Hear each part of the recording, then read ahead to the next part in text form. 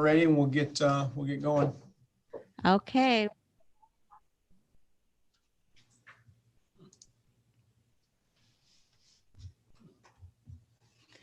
We are live and ready when you are, Mr. Mayor. All right, sounds good. We'll go ahead and call this meeting to order. This is a regular meeting for the Seldovia City Council, Monday, July 12th at 6 p.m. We'll go ahead and do roll call. Sweat. Here. Goldberg. Here. Morrison. Yep. Rojas. Here. Peyton. Here. Here. And Peyton and Nathan. Got them both. All right. Looks like we have everyone in attendance. We do have a quorum. And Heidi, since I'm out and not in the room, if you'll lead us in the pledge, please. I pledge allegiance to the flag of the United States of America and to the republic for which it stands, one nation, under God, indivisible, with liberty and justice for all.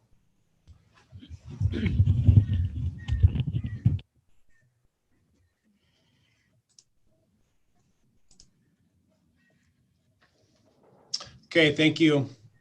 Excuse absences, we have none. Agenda approval. Make a motion to accept tonight's agenda of July 12th, 2021. Second. Okay, we have a motion to accept tonight's agenda by Rojas, second by Kohlberg. All those in favor, Sweat, Aye. Kohlberg, Aye. Morrison, Aye. Rojas, Aye. Peyton, Aye. Nathan. Aye. Okay, motion passes. Tonight's agenda is accepted. Item E, consent agenda. All items under the consent agenda are approved with a single motion, no discussion, and one vote. A council member may request to remove any items for discussion and a separate vote. We have two items tonight: approval of the minutes for the regular meeting, June 28th, 2021. Those are found on page 5 of your packet. Then we have a second item, ordinance introduction, which is ordinance 22-01, a non-code ordinance of the City Council of the City of Seldovia, amending the fiscal year 2021 general fund budget. And that's found on page 10 of your packet. Those two items make up our consent agenda. Does any member wish to remove and or discuss either of those items separately at this time?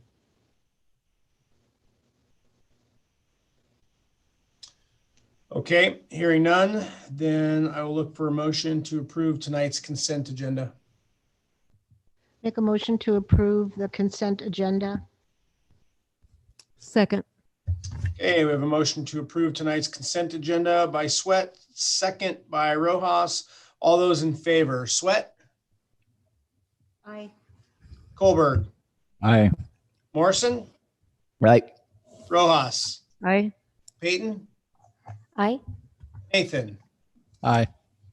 Motion is approved. Tonight's consent agenda is approved. Item F, mayoral proclamations. We do have a proclamation tonight. This will be Proclamation 22-01, celebrating the contributions of the Alaska Rural Water Association Circuit Rider Kevin Schonemann to the City of Seldovia. This will be on page 28. And I'll go ahead and get to that, and I'll read this real quick. This will be Proclamation 22-01, celebrating the contributions of Alaska Rural Water Association Circuit Rider Kevin Schonemann to the City of Seldovia. Whereas the Alaska Rural Water Association is a nonprofit organization that assists municipalities like the City of Seldovia with administration and operations of water and wastewater systems. And whereas ARWA's mission is to provide water and wastewater system with quality support services and solutions in a changing world of regulations and finance. And whereas over the past 6 years, the City of Seldovia has been a member and beneficiary of the services provided by the ARWA. And whereas Circuit Rider Kevin Schonemann has upheld ARWA's mission in Seldovia through the hard work, dedication, and professionalism he has extended to the City of Seldovia. And whereas before ARWA's involvement with the city of Seldovia, the city was losing between 350 to 400,000 gallons of treated water per day, which was mainly due to leaks in the city's aging water distribution system. And whereas through Mr. Schonemann's assistance, the city was able to identify and repair key areas throughout the distribution system that has had leaks and saved the city significant amounts of treated water. And whereas Mr. Schonemann has been an invaluable mentor and resource for city staff, offering training and insights, as well as assisting the city with establishing its source water protection plan. Now, therefore, be it resolved that the mayor of the city of Seldovia, on behalf of the entire city council and its citizens, celebrates the contributions of Circuit Rider Schonemann and commends him for his excellent service.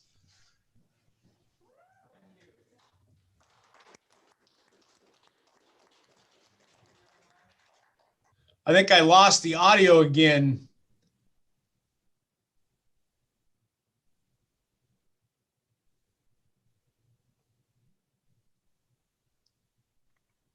Thank you, Kevin. I can't hear. Yeah, I can't hear the council again.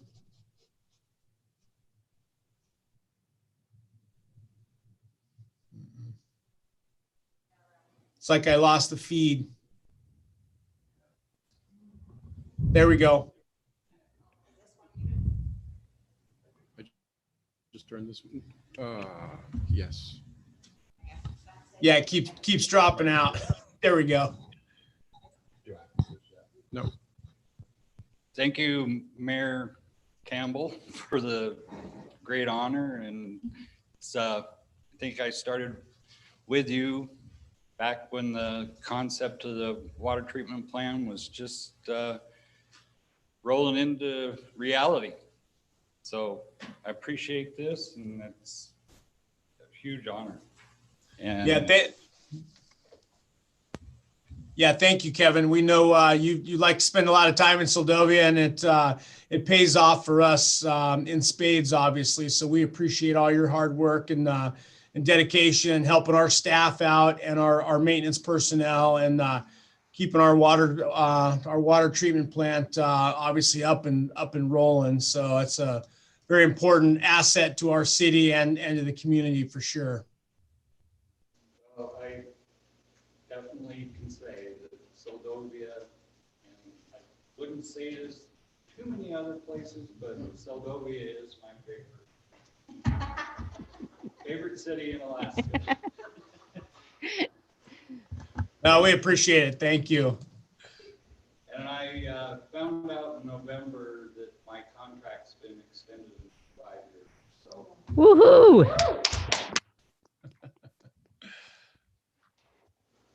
It's good because you're starting to sound like a politician there. thank you, everyone. That's very nice.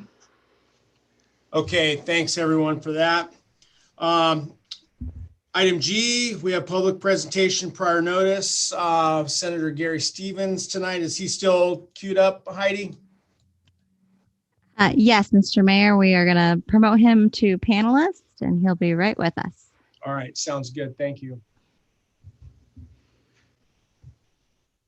No.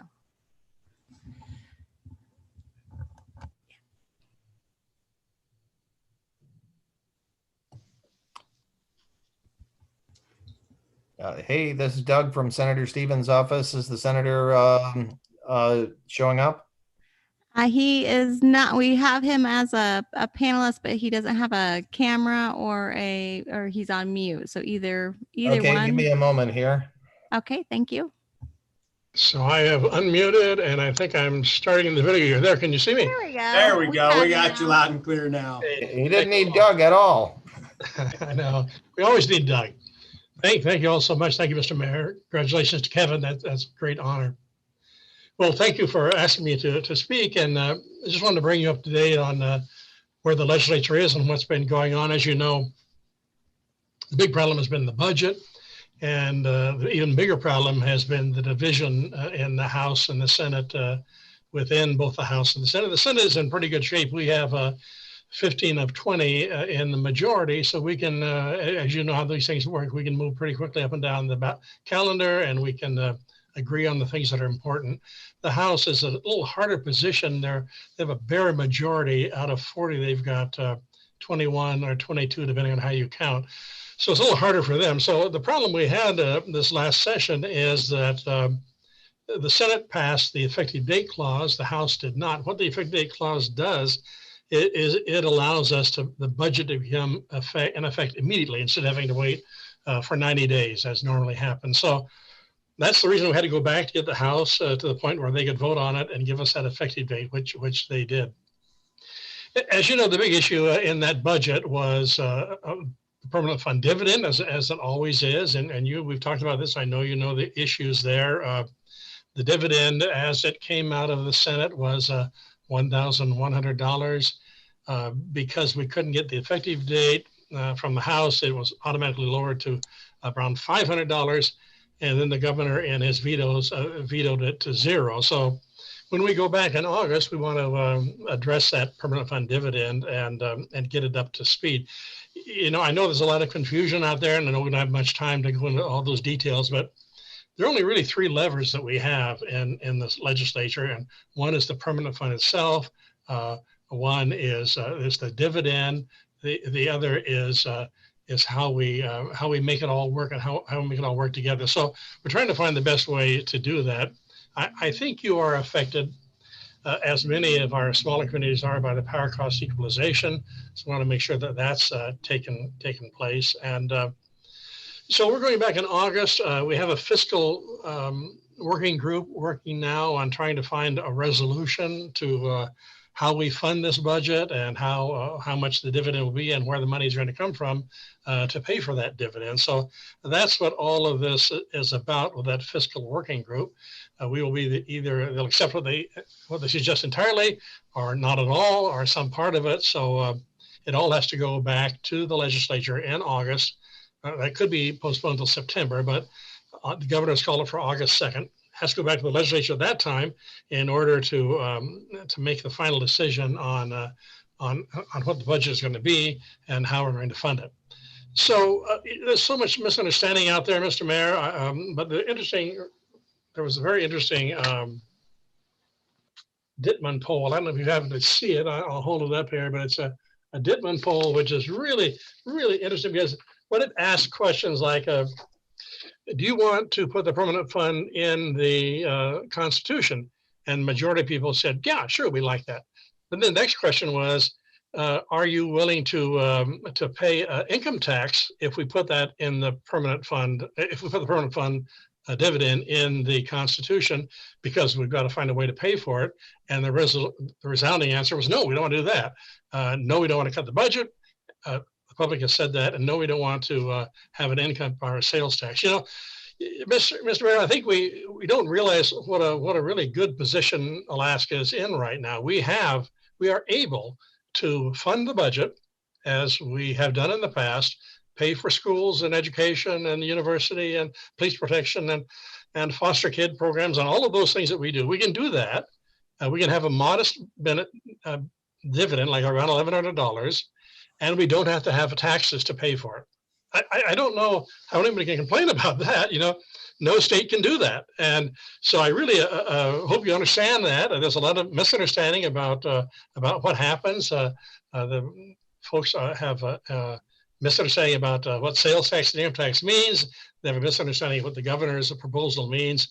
He's proposed a $3 billion transfer from the earnings from the earnings reserve into the capital budget and into the operating budget, which most people have very strongly said about 63% of the public have said they don't want to do that. They don't want to take money out of the permanent fund. So, you know, I hope we understand that if we can maintain that permanent fund, it'll pay dividends all of our lives and our children and our grandchildren. It'll be there to help us through everything. So I won't take any more time. I know you've got a lot to do, but you may have some questions, and I'd be glad to try to answer any.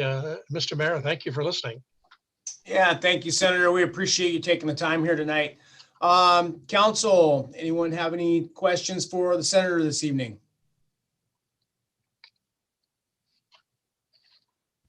Mayor, if I may. Yep, go ahead. Senator Stevens, thank you so much for joining us tonight. I know you're very busy. I was hoping you could discuss with Seldovia City Council the community assistance program funds and how that might impact Seldovia. We balanced our FY22 budget with approximately $65,000 of community assistance funds. And so it's always on the chopping block as well, whether or not we're going to receive full funding. And so if we didn't receive that funding, we would have a deficit in our budget. So I'm hoping you could talk to the council about what that's looking like. Absolutely. Is this Bobby? Oh, sorry, I didn't introduce myself. No, my name is Rachel. I'm the city manager. Oh, I'm sorry. Yes, Rachel, that's a very good question. And, I've always believed that anybody who runs for the legislature, for the House or the Senate, should have been forced to serve on a city council or a borough assembly or a school board, because they have an understanding of how these things impact our communities. Certainly, the governor has cut that out, the community assistance out of the budget. I can guarantee you that we will put it back in along with some other things. And I don't think, I hope the governor will not take that out. So there's a lot of negotiations have to go on with the governor to make sure he doesn't veto that again. But I understand how important that community assistance is. And I think it's certainly the intention of the legislature to make sure that that money is there for you. We'll just work with the governor to try to make sure he doesn't veto that.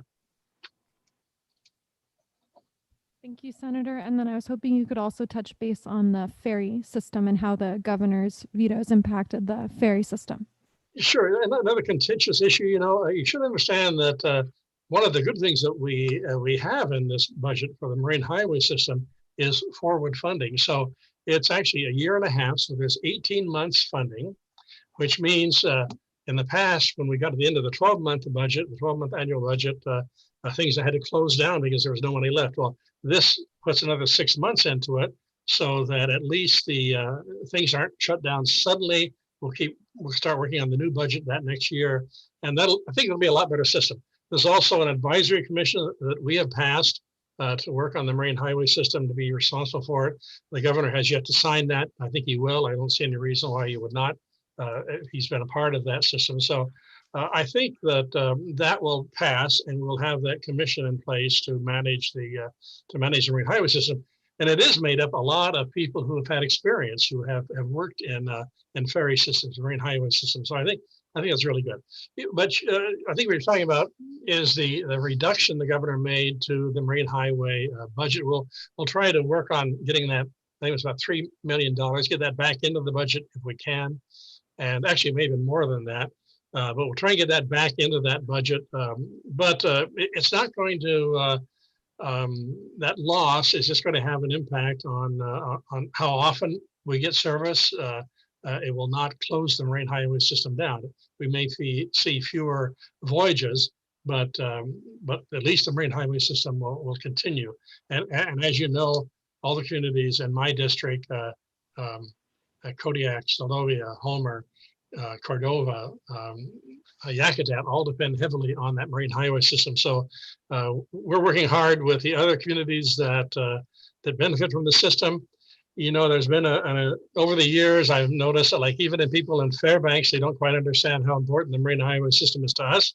But lately, they are coming around, and even the co-chair of finance from Fairbanks is very supportive of the marine highway system. So I think we made some inroads there, and people in Anchorage and Fairbanks are actually realizing now how many people that come to the communities, particularly military folks, depend on that marine highway system. So I'm hoping we get that money back in there, but even if we're unable to, it's not going to devastate the marine highway system. It'll continue with maybe a few less voyages.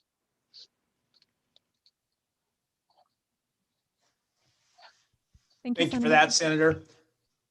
Any other questions from council?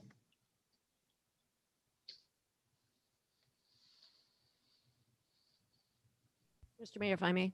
Yep, go ahead, Vivian. Thank you, Senator Stevens, for being with us. This is Vivian Rojas, and actually Rachel hit on the two items I was curious about. So thank you for your information, and thank you for what you do for us.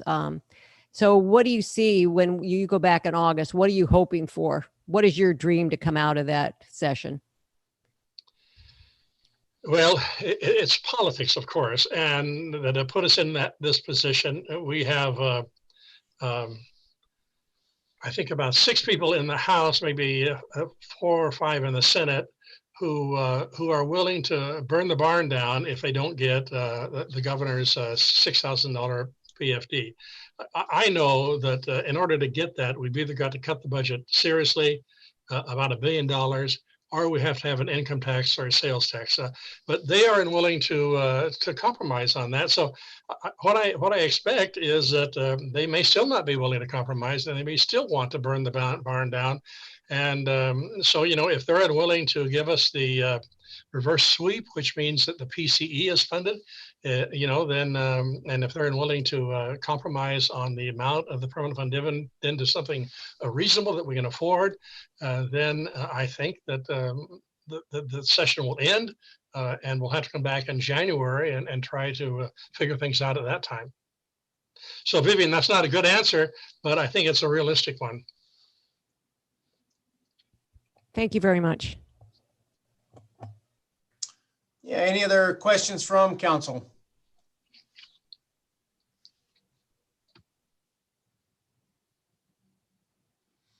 Okay, I just had one quick question, Senator, on the oil. I didn't see the final formula there, but on the in terms of budgeting, price per barrel of oil on the North Slope crude there. I think the numbers I saw originally, they were forecasting somewhere around $61. Is that about where it stayed there for in terms of the budget, or did what kind of approach did everyone take?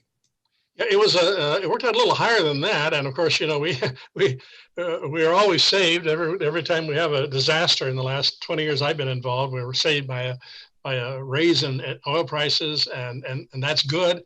That adds to our funding and makes life a lot easier for us. So we're hoping that it stays high. I mean, I have heard, you know, some of the experts say that they expect it to be up in the 70s and 80s. So we'll see where that goes. But anytime it increases, it's really beneficial to Alaska.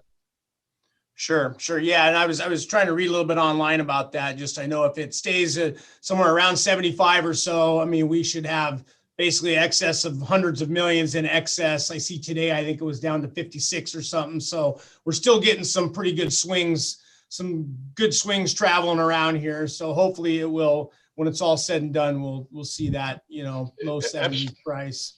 Absolutely, Mr. Mayor. That's absolutely true. And we benefit greatly from the price of oil. I mentioned that Dittman poll earlier. And one of the surprising things is that most people in the state of Alaska don't realize that now we receive more money from the permanent fund investment than we receive from oil revenues. And it's really important that people understand that. You know, we've always depended on oil, but for the last 5 years, we realize now that the savings account we have is able to produce more revenue for us than oil has done. So that's a good sign. And it's unfortunate that oil isn't up. If oil was up where it used to be, we would be able to do everything we ever wanted to do. But we had realized that permanent fund earnings is really crucial to us. And if we can keep that earning 7%, you know, it's like anybody's retirement fund or investment fund. If you can keep it up to 7%, you can do quite well. Yeah, I agree. Alaska's unique in that aspect that we're one of the only states that has something like that you know has been a replacement revenue source, you know, when oil started to hit its downturn. So we are super fortunate. Without that, we would be in a world of hurt for sure. Absolutely, and we would have to go to income tax or sales tax in order to pay for services. And I think we can avoid that. You know, one of the big arguments I hear right now, people saying, oh, wait a minute, I don't want to have to pay an income tax in order to pay everybody an income tax, to pay everyone a permanent fund dividend, you know. So that's one way to do it. If we want a high dividend, we can have an income tax to pay for that. But most people will not do well by that. Anybody who has a job, anybody who pays taxes will find that they're better off not having an income tax than they are getting a high dividend. So it's a trade-off all the time. We have to take all of that into account. It's a complex issue, but an important one. Yeah, it seems counterintuitive for sure to have an income tax to pay for a dividend. So, yeah. All right. Well, I think Mr. Mayor. Yep. Go ahead, John. Yeah. Well, you brought up the oil and the taxes. This is not on the oil, Mr. Stevens. The state taxes natural gas and propane. My question is that tax on propane by the barrel or by the gallon? I believe it's by the barrel. And when the state raised the tax $2 years ago, the next day the price on natural gas went up $2 per gallon because of that $2 tax hike. Hey, John, that's a really good question that I don't know the answer to, but I'll find out for you what that is. I honestly do not know at this point, but I would think that as you said, that when we raise gas, propane raises as well. But honestly, I do not know that. Okay, yeah, they currently we're paying over $7 a gallon for propane, and I believe 4 of that is for taxes. I don't believe they are paying for the state $4 a gallon in taxes. They're charging us $4 a gallon in tax, but they are not paying the state that $4 a gallon. And if that's the case, something needs to be done about it. Yeah, what you're talking about, John, is there is a state tax on gas and oil. So when you go to the service station, there's a state tax. That has not been raised for a very long time, maybe 25 years or so.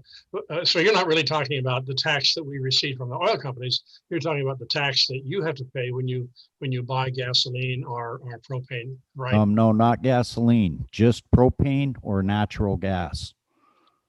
And we're paying supposedly $4 a gallon in state tax on propane. And $4 for when I owned a place in Anchorage, it was $2 a gallon. The state raised the tax $2. The next day, the price of natural gas went to $4 a gallon. And I believe it's $4 on a 42-gallon barrel, not $4 per gallon state tax. So if that's the case, then there's something seriously wrong there. Either they owe the state a lot of money or they owe everybody paying that tax a lot of money. So okay, John, I appreciate the question, and I'll try to find the answer for you. I don't know at this point. We don't, the state does receive taxes on oil and propane, gas and propane that people purchase on the market, but I can't imagine it being that high, but we'll certainly find out for you. Thank you. All right, thank you, John. If there's no other additional questions tonight, Senator, we'll let you get on with your evening, and then we'll continue on as well. And we appreciate your time again, and thanks for the insight on what's happening down in Juneau. Well, thank you, Mr. Mayor. I appreciate the time. I'm glad we can do this. I see the weather outside your windows looks quite beautiful. We've got nothing but rain here in Kodiak, but I'm glad you're doing well there. So thanks so much, and we'll talk to you soon. All right, you have a good evening. Thank you, Senator. You bet. Yep, good night.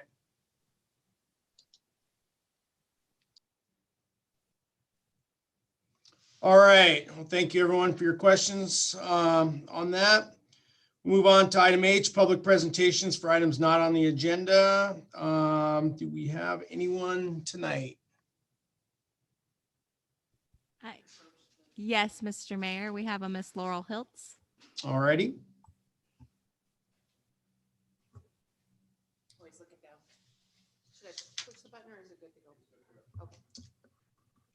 Hi, Mr. Mayor. Hello. Hey. There we go. Now I got you. Okay, good. So we just, of course, celebrated the 4th of July. Great event, I think, for the community overall and our businesses and all of the folks that put in the effort to have great things going on. And I would say that for me, the word for the day that I got from all of the people I talked to was just an overwhelming sense of gratefulness. So grateful is the word I would say, just that they were so happy to be able to come together and celebrate freedom, celebrate the United States, and just have a great time in Seldovia. I know there's a whole lot of behind the scenes infrastructure that goes into making sure all of that stuff happens, and from all the businesses and agencies and volunteers that did it. Just a big thanks to everybody for making that happen. So just a great day all around, great for the community, great weekend. And I think next year, hopefully we'll play on that and see more folks even coming in. And now this weekend, we've got stuff going on. We've got the Tug Nuts boat. It's a rendezvous of the Tug Nut boat group that's coming together. And I think there are over 60 people who are going to be here for that event. And I'm going to say a dozen plus boats. I don't know the latest number, but they've got stuff going on all week, starting with some fishing, hopefully, if the weather is good out there, and doing different barbecues and utilizing local restaurants for some meals, as well as some scavenger hunts for kids and different games and things that they can do to just enjoy their time together. And one of the community events is on Friday night, hosted by the Seldovia Arts Council. They'll be having the Songs on the Slough, and that's going to be JD is going to be out there performing. And I think it's probably on the deck by John Cedor's place across from Vivian's. And you should be able to hear and see that from anywhere around the slough. And our hope is, I'm sure that folks will kayak up, paddleboard up, row up, so really get that, take advantage of the setting of the Seldovia Slough. And then over the weekend is also the Seldovia Fly-In. So we'll have folks in town celebrating that as well. And so just lots going on. And I'm sure the Fly-In probably has a barbecue and some live music like they usually do. So you can catch up with Stephanie Blanchard about that. And I think if you have any Tug Nut questions, you could check in with Chris and Christine at the Trading Post. So those are just some of the things that are going on. And I'm sure there's more ahead of us, but just a little bit for the here and now. So thank you. Thank you, Laurel. All right. Anyone else, Heidi, from the public? I'm not seeing any hands at this time, Mr. Mayor. All right. Thank you.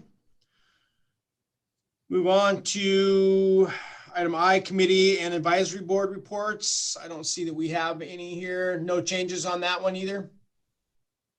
No changes, Mr. Mayor. Okay. Item J, administrative reports. And I do not see any listed here.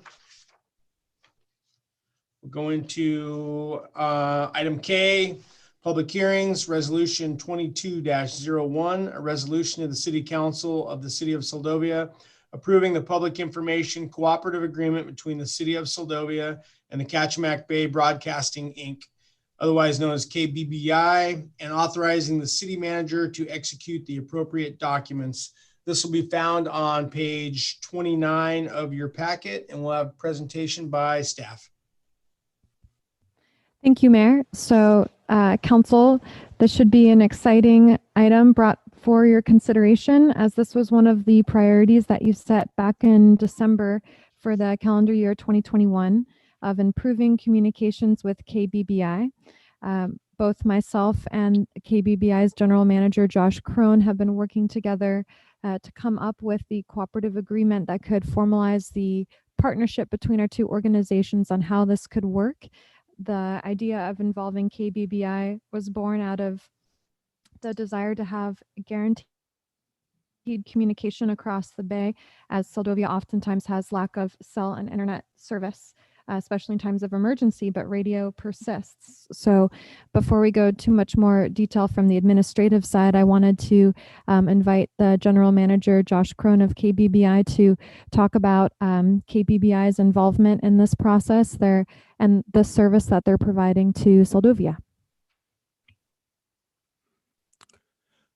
Good evening. This is Josh Crone. Hi, Mr. Mayor. Hello, City Council of Seldovia. Thanks for having me on tonight. I'm not sure if my video is visible, but I will continue. Yep, we can see it, Josh. Excellent. All right. Well, so anyway, I want to thank Rachel for her effort in moving this process along, and also one of our board members, Robert Purcell, has been instrumental in arranging all of these agreements that we've been working on. The agreement that we've set up is based on the existing contract that we have with the City of Homer. Basically, the process is to provide a line of communication from city officials to KBBI for the purpose of relaying information to the public in the event of any catastrophic incident, anytime communications go down, anytime we have any kind of disaster declaration or anything like that. KBBI has generators at the studio and at the transmitter. It gives us the opportunity to be able to broadcast when everything else fails. And that positions us nicely to be able to send information to people that are otherwise disconnected. And it's part of our mission as a public broadcaster to be able to provide critical information to all the communities that we serve.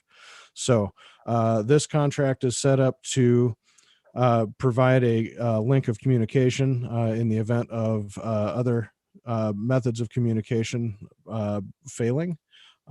We have a sat phone in possession of the radio station, and we also have an arrangement with Homer Police Dispatch to use the MLR radios if the sat phone is not available. So we have two methods for communicating. And the ways that we can communicate back to the community of Seldovia, of course, messaging over the air. We can have somebody in the studio and on the air within several minutes of any kind of emergency event, and be able to relay whatever relevant information you'd like to have us convey to your residents. Excellent. Thank you, Josh. Appreciate that. Thank you. And Mayor, just to add to what Josh shared, I believe KBBI purchased that satellite phone just so that they could have a way of communicating with rural communities like Seldovia. We found out that we actually had a satellite phone in our possession and were able to activate it so that we have guaranteed communication if something were to go awry. Even today, we could reach out to KBBI for support. And as Josh said, we also have Alaska Land Marine radios, which allows us to radio over to the Homer Police Department as well. So we have a couple different backup methods to ensure communication. But overall, I think this is an excellent idea or priority that council set for 2021. This is the way that we can formalize that relationship, and just owing a lot of gratitude to KBBI for stepping up and helping us ensure constant source of communication for our citizens in case of emergency. And the state's budget, I believe there were some cuts or vetoes made to public broadcasting. And so in the future, if KBBI needs to tap us for a letter of support for grant initiatives to keep the services going, I would love for the city to step up and just share how grateful we are for the service of bringing radio into the 21st century and helping ensure seamless communication. Excellent. Thank you, Rachel. Okay. Any questions or comments from council? Mr. Mayor, if I may. Yeah, go ahead, Vivian. Yeah, I'm in full support of our resolution. This came by, I think, last year when we were experiencing a lot of our tsunami warnings, of our power being down, and not knowing where information was going to go, and a lot of people not knowing that KBBI was a source. So I am really happy to see that we're actually making it a partnership official with KBBI. So I am in full support. Thank you, Mr. Mayor. Thank you, Vivian. Anyone else from council? Yeah, Mr. Mayor, I'm in full support. I'm glad we're finally getting to where we'll be able to get information when you can't really get it anywhere else. It's about time. Thank you. Thank you, John. Anyone else on council? I just have a comment. Yep. Yeah, this is a much needed service here, and I'm very appreciative of KBBI. Thanks. Thank you, Bobby. Any other comments or questions?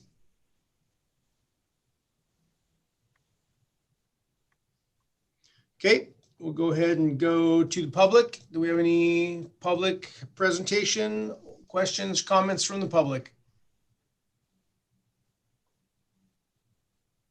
I'm not seeing any hands raised at this time, Mr. Mayor.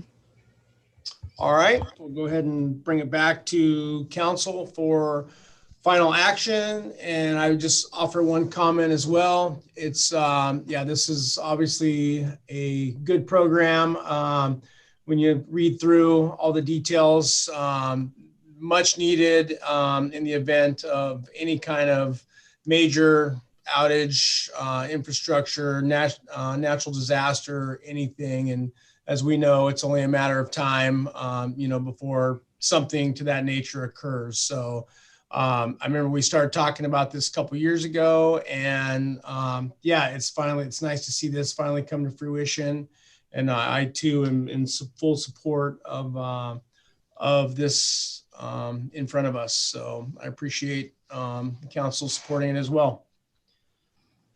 So we'll go ahead and look for a motion on resolution 22-01. Mr. Mayor, if I may. Yep, go ahead, Vivian. Yes, I make a motion that we adopt resolution 22-01. Second. Okay, we have a motion from Rojas to accept resolution 22-01, second by Kohlberg. All those in favor, Sweat, Aye. Kohlberg, Aye. Morrison, Aye. Rojas, Aye. Peyton, Aye. Nathan. Aye. Okay, motion carries 6-0. Resolution 22-01 is passed.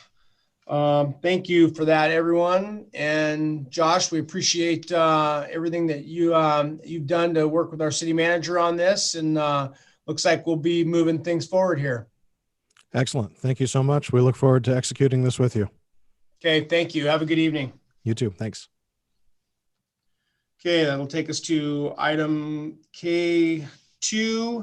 That'll be resolution 22-02, a resolution of the City Council of the City of Seldovia accepting funds offered through the American Rescue Plan Act of 2021, coronavirus state and local fiscal recovery funds award to non-entitlement units of local government from the Alaska Department of Commerce, Community and Economic Development, authorizing the city manager to execute the appropriate documents and adopting a City of Seldovia conflict of interest policy. This will be found on page 37 of your regular packet, and we'll have presentation by staff, please. Thank you, Mayor. So last fiscal year, we had a presentation where we discussed the American Rescue Plan and how it relates to Seldovia.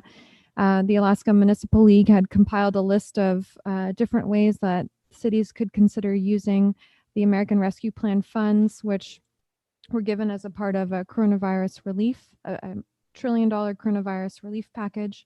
So Alaska Municipal League gave some suggested fundings, including making budgets whole because governments had a loss of revenue as a result of the pandemic, clearing out debts, providing aid to businesses or residents in need, developing shovel-ready infrastructure projects, partnering with schools and tribes on water, sewer, and broadband improvements. So the American Rescue Plan has more flexibility than the coronavirus relief funds that the city worked to distribute both to residents and help the city respond to the pandemic. And so in order to receive the funds, we need to have a formal resolution in place from the council accepting them.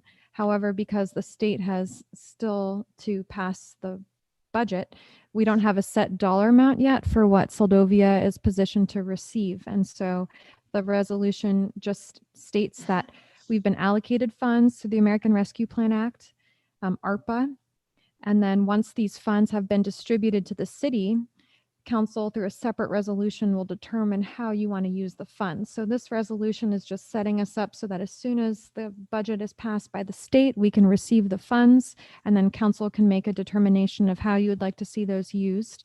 I believe our allocation was updated from 57,000 to 63,000, and they're going to divide it into two tranches, which means this year we'll receive a little over 30,000, and then next year we would receive another 30,000.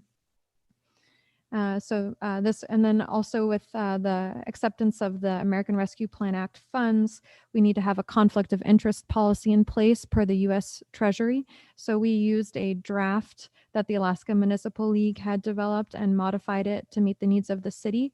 This conflict of interest clause would apply to both the city council members and City of Seldovia employees, and that's also in your packet. So the resolution just sets us up so that we could receive the funds, allows the city manager to execute the documents, and then adopts a conflict of interest policy to ensure we meet the requirements of the U.S. Treasury.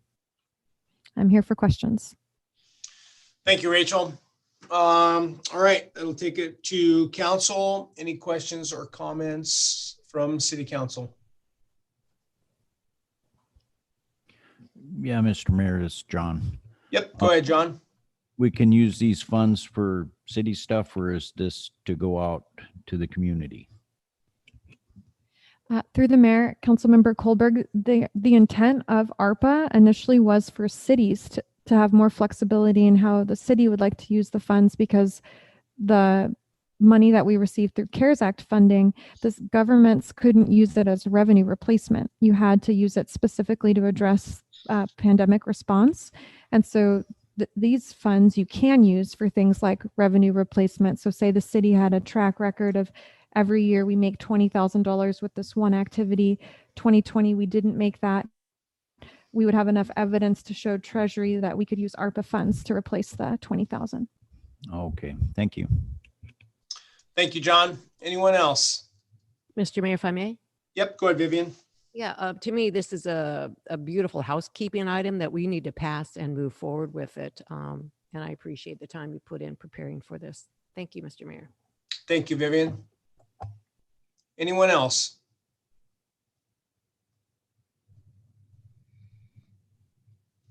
Okay, I would just offer a comment as well. Yeah, much agreed. This is a perfect opportunity for the city also to be made as close to whole as possible with all of the relief that has been offered by the federal government. So it's a perfect vehicle.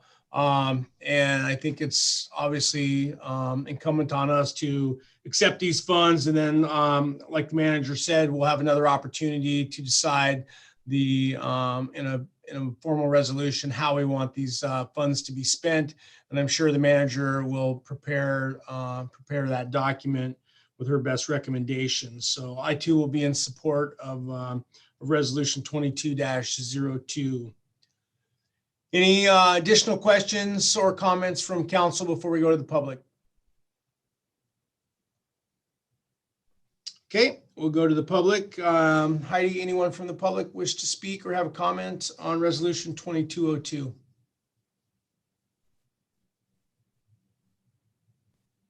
I'm not seeing any hands raised at this time, Mr. Mayor. Okay, I'll bring it back to council for final action. Any closing comments, thoughts before we look for a motion on resolution 22-02?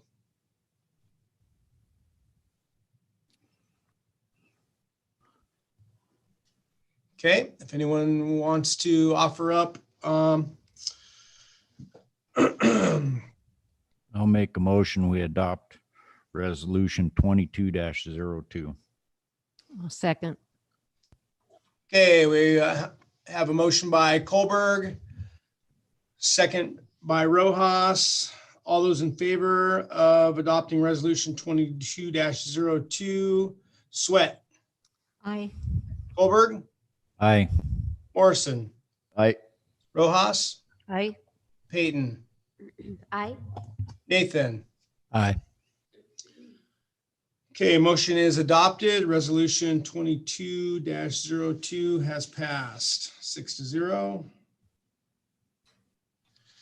That'll take us to resolution 22-03, a resolution of the City Council of the City of Seldovia amending the Seldovia City Council priorities for calendar year 2021. And this will be found on page 43 of your packet. And we'll have a presentation by staff, please. Yes, thank you, Mr. Mayor. This came about after the recent budget session, and it came from Councilmember Nathan with co-sponsors Councilmember Rojas and Councilmember Sweat, with the request to update the city council priorities or amend the priorities to reflect the priorities coming out of the budget to be more fiscally sound. And we could let them speak more to it, but it is, like you said, on page 43, and there's a memo on page 45, a brief memo just speaking to that topic. Page 44, you'll see the priorities as they stand now. And so the thought is that you guys can, based on your recommendation and the support of council, remove any of these items and replace them with the additional items so that city and council can shift focus together and show that that's the direction that they're going in. Okay, thank you, Heidi. Any questions or comments from council?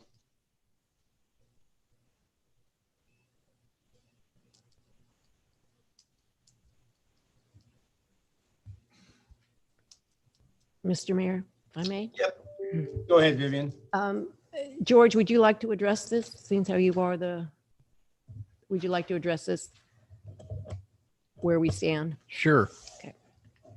I think we discussed this at length over the last couple of meetings. We're in the hole, and we've got to do something to find more sources of revenue and to recapture revenue that we've missed. And making this the top priority, I think, is essential. We've just got to I don't know, we use the term think outside the box till we beat it to death, but we've got to come up with some new ideas and different ways to make some balance our budget.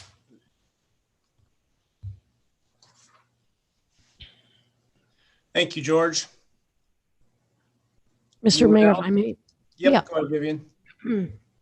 I think if tonight is the appropriate time to be discussing what we move out and what we move in,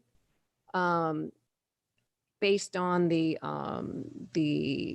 memorandum from our city manager and looking over what we've got in our large category, priority 1, resurfacing roads and maintenance, I think she took note saying that it may be more to our advantage to wait for large funding to proceed with that, if that's how I understood it. Is that correct? Through the mayor, Councilmember Rojas, our city clerk actually penned that memo. All right. I just was actualizing or realizing that this is for the second half or the last half of 2021, which is approaching very quickly. And so the roads project is something that is a longer term project and may be beneficial to come later if there is the potential that, GCI is now looking at potentially bringing in cable, different things that could be happening with the infrastructure. It might be valuable or beneficial to put that off until more is known about what the condition of those roads will be later. Great. Yeah, I would agree. I would agree with moving that out. The Alaska Marine Highway, that's something that's always on our priority list. I think we can put that on our ongoing list. It's always important to us and will continue to be important. And so to put it on our item goals, our accomplishments trajectory, I think that could be moved forward. And moving up our city land use as a priority, and the awakening is our finances. So I think we could minimize this priority type list, take some things out, move them around, and work on understanding where our finances are and what we can do in the future to have a sustainable budget. I'm in full support of doing this. That's why I co-sponsored, and it's a big mission for the council to move forward with, but I am full support. Thank you, Mr. Mayor. Thank you, Vivian. Anyone else on council with additional questions or comments? I agree with Mayor Campbell. May I speak? Yep, go ahead, Harmony. I'd just like to agree with Councilmember Rojas on the way things are structured. Obviously, a lot of these things are ongoing priorities that are never going to go away, but the city land use management plan and that information should be moved forward. And I understand that P&Z has been working on those lots and that information for us. I'd kind of like to hear more about what's going on there at a council meeting, just so that that information is cross-referenced in case public who aren't necessarily in tune with one may be hearing it at the other, just so that we can keep that conversation alive. And well, thank you. Thank you, Harmony. Anyone else? Yeah, Mr. Mayor, I just have a question. Yep, go ahead. Yeah, so I guess I'm not quite understanding. So under priority type 1, large, we're going to remove the resurfacing roads and maintenance. To where is that going to go? Anybody? I think that's going to go away for this year. Oh, okay. And then we're going to move. Heidi, go ahead. Mr. Mayor, if I could speak to it, it does speak to in the memo that anything that's removed from this list, just like anything that didn't originally make the cut for the priority list, does go back onto the document and that we use in-house in the city. That's our objectives, trajectory, and priorities document. So they don't really go away. It just is not the primary focus of the council for this year. And then we will meet again in December and council can discuss their priorities for next year. So we're going to move the budget item into that spot then? Is that what we're doing? That would be my hopes through the mayor. And then where does the city land use management plan go? Mr. Mayor, if I may. Yep, go ahead. I guess I have a question. If tonight we are going to reorganize this priority list, is that part of what we're doing tonight, just for clarification? Okay, great. Then through the mayor, Bobby, I would say the city land use management plan would be moved into medium, take out the Alaska Marine Highway, put it on our trajectory. So it's moved up to a first priority. I mean, to me, anything in first place, large, medium, or small, takes priority over the next. Those two I see moving out and having and replacing with finances and then the city land use. And that's how I see it. Thank you, Mr. Mayor. Okay, Thank yeah, you, Vivian. I definitely agree with you there. I'd like to see those two kind of, kind of sorted together, because if we're going to talk about the budget, then we definitely should talk about the land use, because the potential is there to possibly sell something. Or lease. Or lease, or whatever, yeah. Thanks. Mr. Mayor, Yep, go ahead, George. maybe we just need to look at this precedence list in a little different, in a different way. We probably could leave the precedence list intact if we just put the funds issue on top of all of it, because really there's nothing we can do with the budget with the income that we have right now. Nothing. So I think that before we can do anything, we need to get our financial house in order.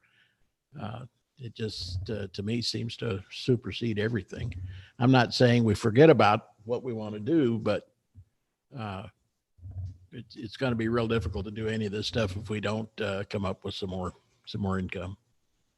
Yeah, I agree, George. I mean, I was looking at this. I think we're almost trying to overthink this. I think it needs to, I agree. I think it needs to be simplified. And the one thing on here, I agree. I think the overarching goal here is to make sure that our focus there, I mean, there's multiple things. There's day-to-day work, there's short-term goals, there's long-term goals. I don't think any of these go away, but I think focusing, making sure that, our focus is on the the revenue side of things and how we get more revenue. The expenses, that's more of a that's going to be a day-to-day thing. Both short-term and long-term. We're always thinking a way to save money, but we've got to prioritize on how we're going to make money. And part of that, I agree, is the city land use management plan.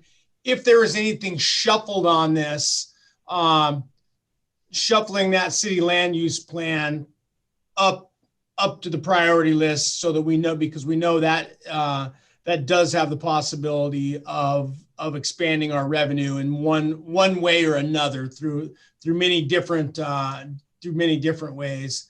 And then agreed that just making the city finances the overall number one priority without diminishing anything else. That something along those lines. But I agree. I think we can just simplify this without making it too complicated. And Rachel, that's going to have to be up to you.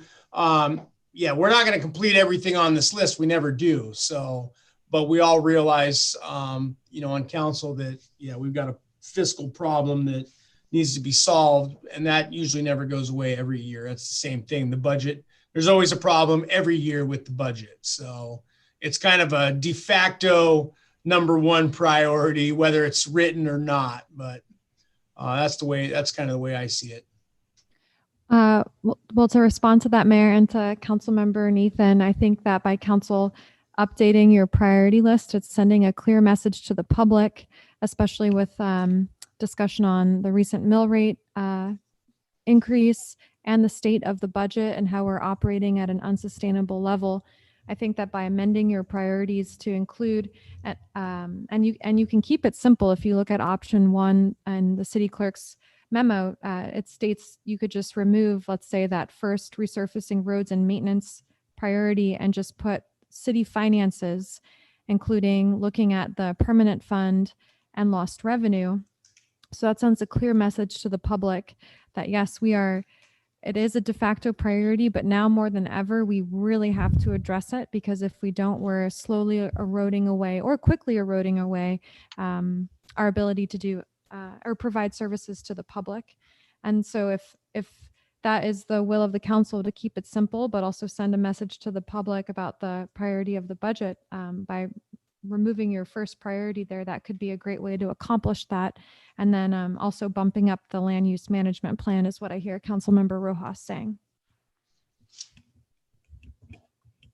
Mr. Mayor? Yep, go ahead, George. I'd certainly support that. That obviously takes care of two important problems, one of which I overlooked. I think that's an excellent idea. Mr. Yeah, Mayor? I agree. I think that's probably a pretty, that's about as simple as of approach as we can get here with this, and not overcomplicating.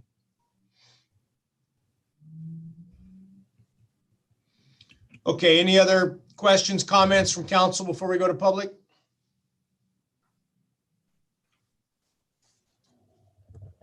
Mr. Mayor? Yep, go ahead. Do we want to talk about some ideas? Anyone got some ideas for generating some revenue? Sorry. Do we want to tonight talk about some ideas for generating revenue, or we're saving that for another time? What? Yeah, I think we still got quite a ways to go here tonight. We do have an executive session also. So I think if we reprioritize tonight, that resets the stage. And then I think the manager can start coming back with, and then I think we can go right into the next meeting, having that as, one of our priorities to start talking, start bringing up details. Yes, Mayor, I was going to share similar sentiments. So that's perfect. Councilmember Nathan, we'll have it on an agenda for future discussion. That ought to work. Thank you. Okay, Heidi, anyone from the public wish to weigh in, comment, question? Yes, thank you, Mr. Mayor. We have a Miss Laurel Hiltz.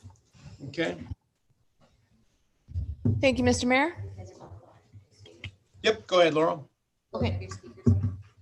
So, looking at your priority list, one, I hear you saying that you'd like to remove the large number, first priority of resurfacing roads and maintenance. I think I was hearing that there's value in removing sustainable AMHS state ferry service for the time being, especially knowing that it's funded. I also heard that there's interest and desire in moving city land use management plan up in the medium level, and for priority number one, large, putting the budgeting, addressing the shortfalls of the budget there, or making that an overarching item for the whole thing. My recommendation would be for you to consider what happens when the snow falls. And I understand that the next time you would set these priorities would be December.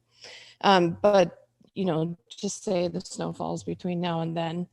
I think when you're establishing your priorities, you're giving guidance to your city manager for the efforts that she takes on and applies and assigns the city staff with addressing. So I think safety needs to remain high. And the other piece of that, so I'm thinking about road repair and maintenance. And I also think that it does no good to the community to keep bumping that down the road, quote unquote. So if there's a way to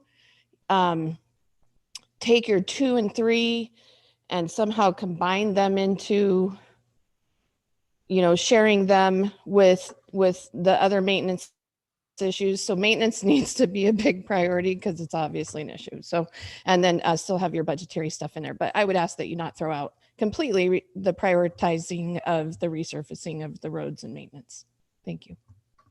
And I would just say, if there's any thoughts of putting crowns on the roads and letting the water run off as it should, you know, and applying that science to it, I'm thinking it's now, not in the fall. So that's why I would hope it would stay a priority. Thank you. Thank you, Laurel. Heidi, anyone else from the public?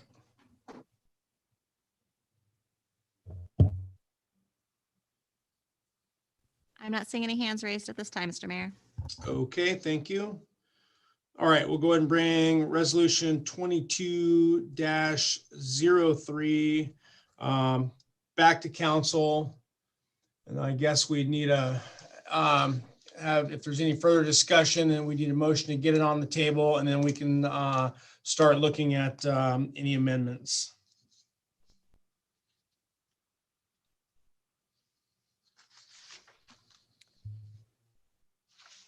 Mr. Mayor, if I may. Yep, go ahead, Vivian. Yep, I'll make a motion, or attempt to, that is. In our priority list, let me do a clarification. The resurfacing roads and maintenance, there's always going to be road maintenance that the public works are going to be taken care of. I think what we're looking at in this big project is large amounts of money to have it happen. So we need to find that funding to support it. That's our issue.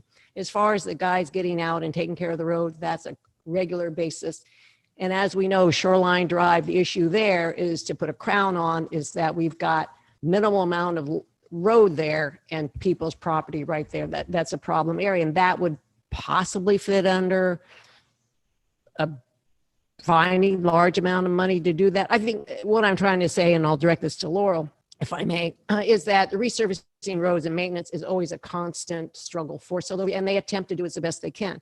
For the city to actually do a resurfacing road and maintenance, that means finding some large monies, and it will always stay a priority.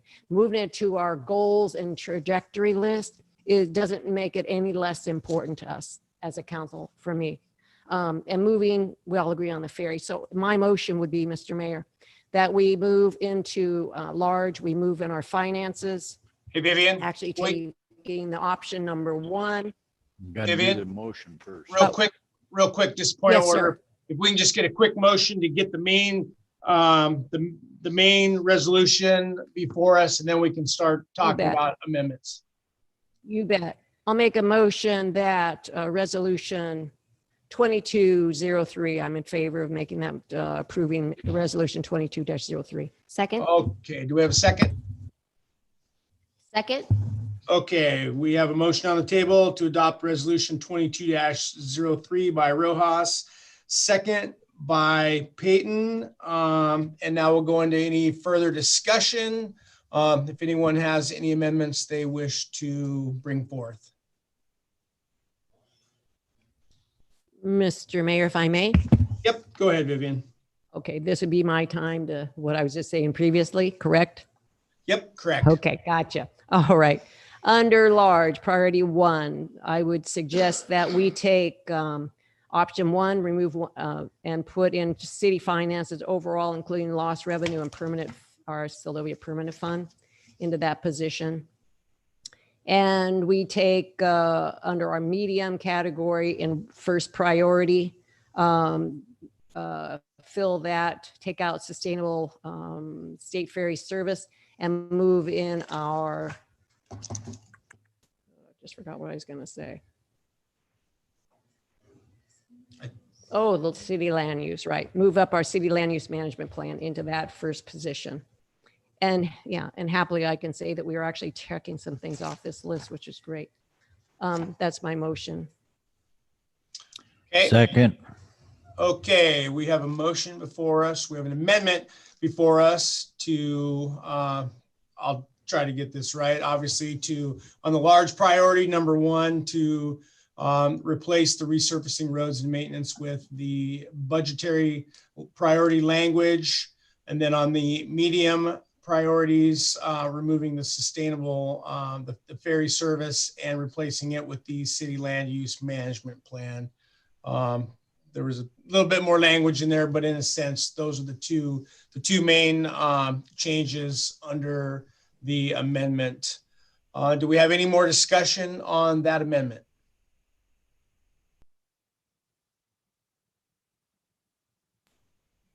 Okay, then we will. Mr. Mayor. Yep, go ahead, George. Just one more comment to Laurel, if I could. One of the reasons we're moving back to priority on the on resurfacing the roads is we're anticipating some cable here, and it's going to tear up every road in town if we do actually get that. So we really kind of want to wait and see if we're going to have cable service here or whatever internet thing we're talking about doing. It just kind of moves that surfacing idea back a little ways because we're going to have to tear up the roads if those cables come in here. Yeah, then one other comment. I think one of those is, there's the long-term resurfacing, and then there's the well, that's of the asphalt, and there's a short-term, resurfacing. When we start talking the added gravel and the D1 topping, and then there's just the ever ongoing maintenance of potholes and grading. And I think that's, an opportunity when the grader blade gets started here, as we can to, try to get, take care of some of this crowning, where possible on the roads with the blades. So I would hope that under, normal maintenance conditions, we can accomplish some of those in, very pointed areas where we seem to be having some of these, the water and drainage problems. So. And Mayor, if I may add to that too, as a reminder, one of the capital projects that council submitted to the legislature for consideration, but we're still waiting to see how it'll shake out, is funding for our Safe Roads program, which would include the acquisition of a grader, as well as material to help with road maintenance. That was the top priority that council set. With the way the state is, who knows how that capital project will shake out, but the intent of that program was to start first identifying what roads need work. So having a list, this road needs this, we need to make this happen. With that list, then prioritizing which sections of road we hit first, because we don't have the capacity to do it all at once. Even the material alone, if we were to raise about 2 miles of road, it was hundreds of thousands of dollars, which we don't have. So it is still in the forefront of administration's mind, the need for road maintenance. But Ms. Heltz hit it right on that. By setting these priorities, it's also directing the focus of staff. So at any point, if council wants to revisit this again, you're welcome to at any point in the year to keep amending it as needed to make sure that staff is meeting the mission and goals and priorities of the council. Yeah, thank you, Rachel, for that clarification. Mr. Mayor. Oh, yep, go ahead, John. I was thinking of resurfacing the roads. As you know, we were told we have to get a new sewer system. If we have to get a new sewage treatment facility, we might also add in there that it doesn't do any good to have a new sewage treatment facility with pipes that are collapsing and everything else. The whole infrastructure of the sewer system needs to be revamped and straightened out. If you're going to tear the sewer system out of the ground, you may as well put a new water system in at the same time. The resurfacing of the roads, if you're going to tear the roads up, for one thing, and then a year later, you're going to have to tear them up again for another. It would be nice if we could do it all at once. If they're going to force us to do it, they should revamp the whole system instead of just a portion of it. Thank you. Yeah, and I know we've had that discussion before. I think any major infrastructure project with water, sewer, or roads all need to be taken in the same context and in the same discussion, because it would obviously not behoove us to do one without the other, or have very poor timing on our part that would render one of those not good in the very short term if we did that. So yep, point taken on that. Okay, if there's any additional comments or questions on the amendment. Okay, we'll go ahead and vote on the amendment. All those in favor, Sweat, Aye. Colberg, Aye. Morrison, Aye. Rojas, Aye. Peyton, Aye. Nathan. Aye. Okay, the amendment passes 6-0. That'll take us back to the main motion of resolution 22-03, now as amended, which is redefining our priorities for the remainder of calendar year 2021. Any additional discussion or comments on the main motion as amended?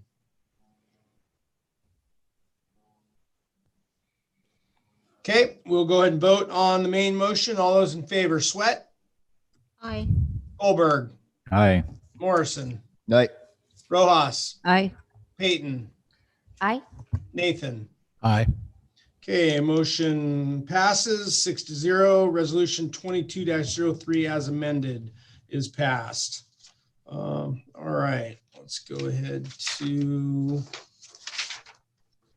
item K4, resolution 22-04, resolution of the City Council of the City of Seldovia adopting joint resolution number 2021-001 of the Assembly of the Kenai Peninsula Borough and Councils of the Cities of Homer, Kenai, Seldovia, Seward, and Soldotna for the purpose of intergovernmental administration of borough and city elections. This will be found on page 49 of your regular packet. And if staff could go ahead and present. Yes, thank you, Mr. Mayor. This has come about after a couple of years of conversations and meetings between the borough and municipal clerks within the borough.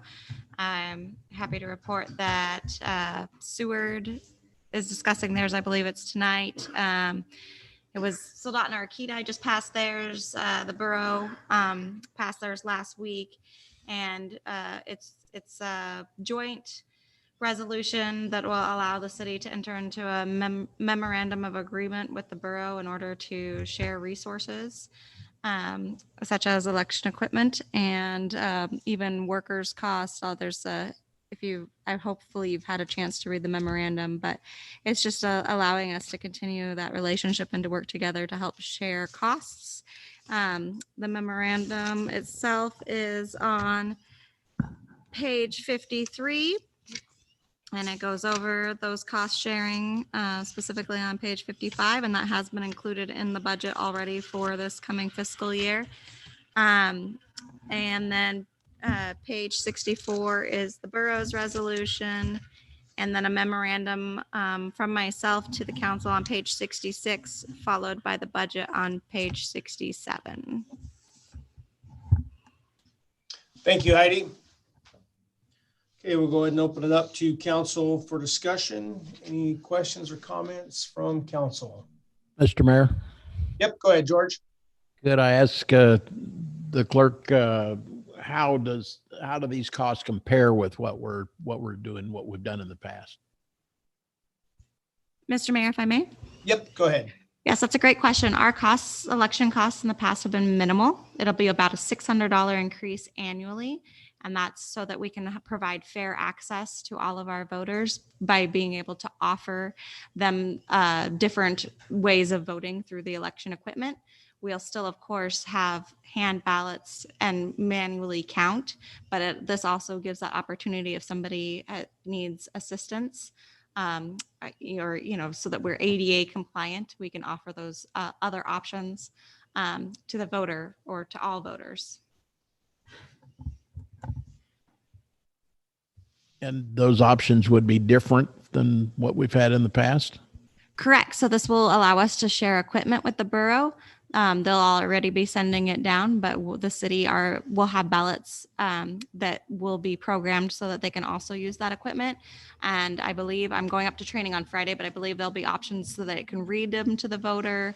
And there's different, so if a voter is blind or has different disabilities that they need different languages, they will have access on that equipment to be able to have assistance with voting. It just provides for more fair and consistent access for all voters. But we're not talking about vote harvesting.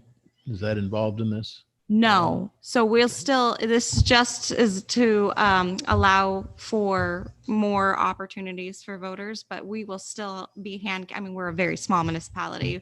Our voter registration's, I think, 216. So we'll still hand count all the ballots. The election workers are still there to watch over the process. And I still show up in the morning and in the evening to help make sure everything's secure. So it just is allowing us to use the equipment that the borough will be sending in order to have different options for voters if they wish to use them.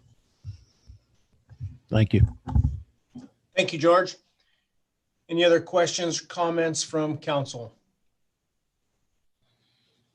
Mr. Mayor? Yep, go ahead, Vivian.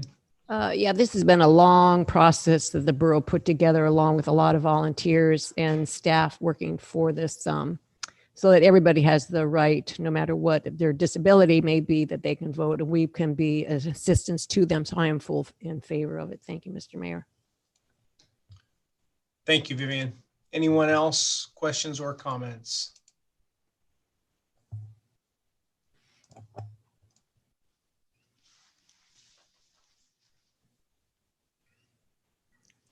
Okay, we'll go to the public. Heidi, anyone from the public wish to speak on resolution 22-04?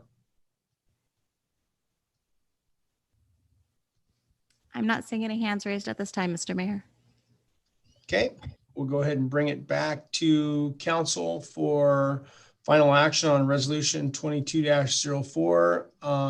And I would agree with Vivian's last comments. I think this has all been going on, informally for a number of years.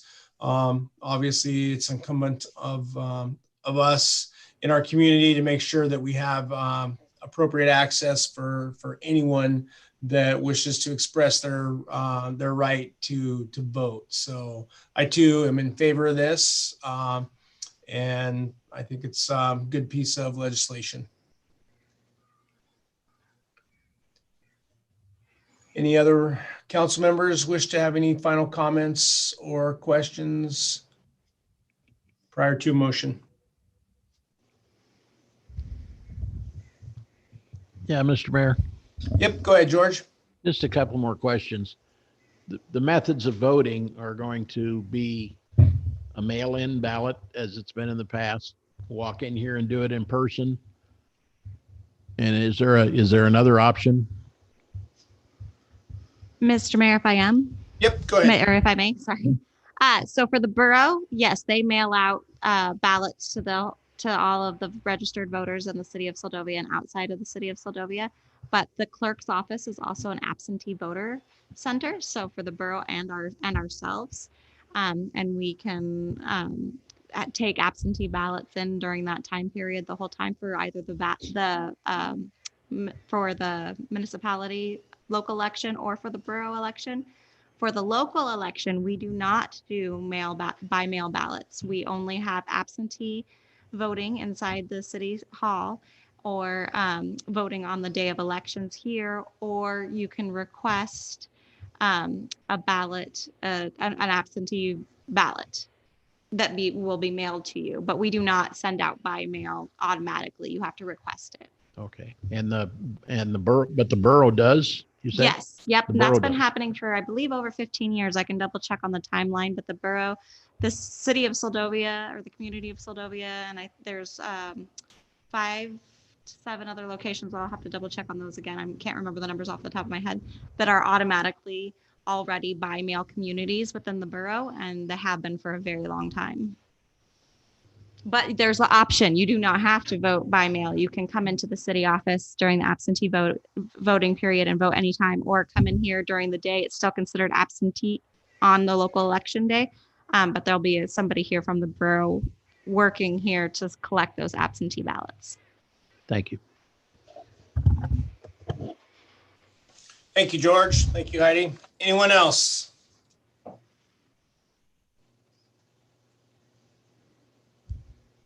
Okay, if someone wishes to make a motion on adoption of resolution 22-04.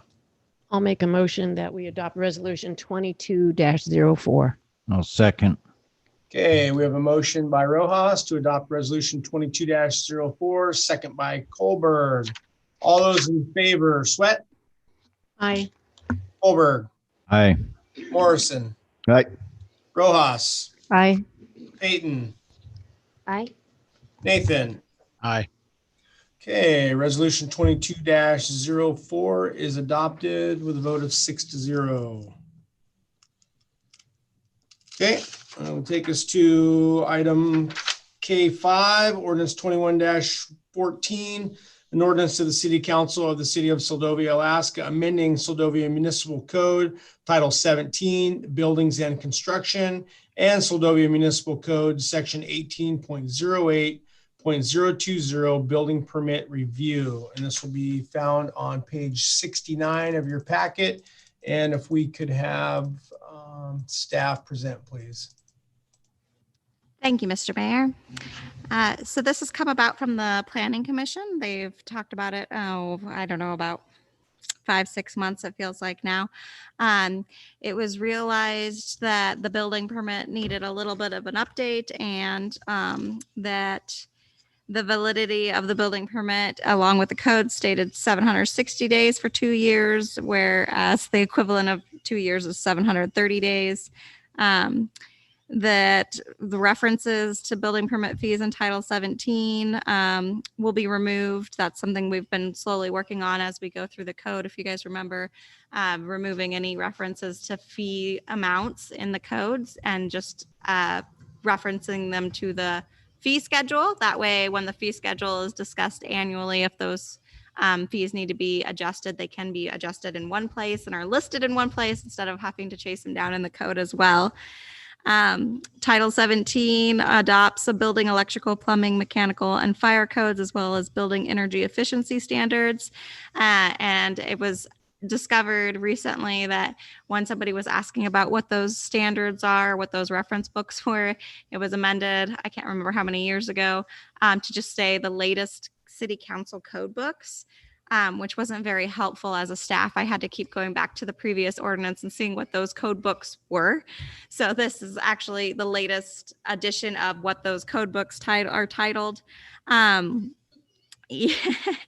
And that the building permits, the big thing discovered was that Title 17 referred to building permits being approved by either the city manager or the planning commission, and Title 18 referred to the building permits being approved by the city manager.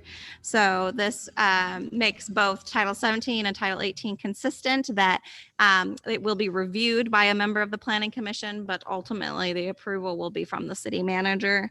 And I believe that those are the big changes, but if you go through the code, you'll see that the 730 days out, the fees out, city manager's final approval, and the codes are in there. And then there is an example of the building permit that starts on page 75 that shows those changes and just more information on them, talking about needing a survey, how long the permit's valid, what it means if you're a non-conforming lot, where do you go for information about building, will any additional permits need to be required, right-of-way restrictions, and then updating the overall building permit.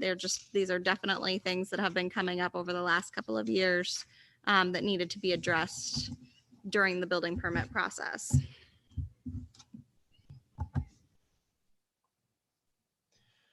Thank you, Heidi.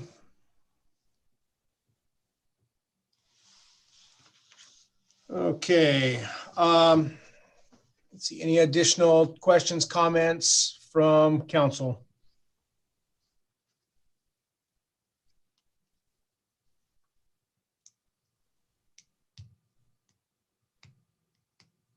Mr. Mayor, if I may.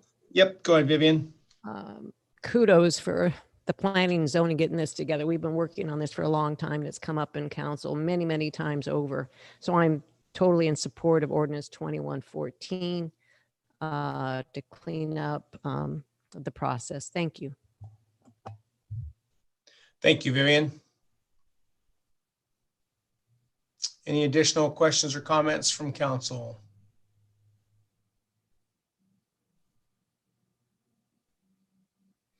Okay, I just offer a comment too. Yeah, looking at the way the language cleanup in here is much better when it comes to talking about the code books and specifically referring to each of the codes in terms of electrical, plumbing, so that's good. Where before, like Heidi said, it just was very generic, talking about code council building books. Now we say refer to a specific edition or the edition of the International Plumbing Code, which is adopted by reference, which is also good because you got to remember those codes, even when the new books come out, those are not necessarily, it takes years sometimes for a new code book to be adopted by the state. So I think as long as we're mirroring what the state has, we're in good shape. So, and then the cleanup of the fee schedule language, making sure that all references to specific fees are taken out and handled by our fee schedule. That's definitely much more appropriate and also helps clean up this section of the code. So appreciate all the hard work on that. And I too will be in favor of 21-14. Any additional comments or questions before we go to the public?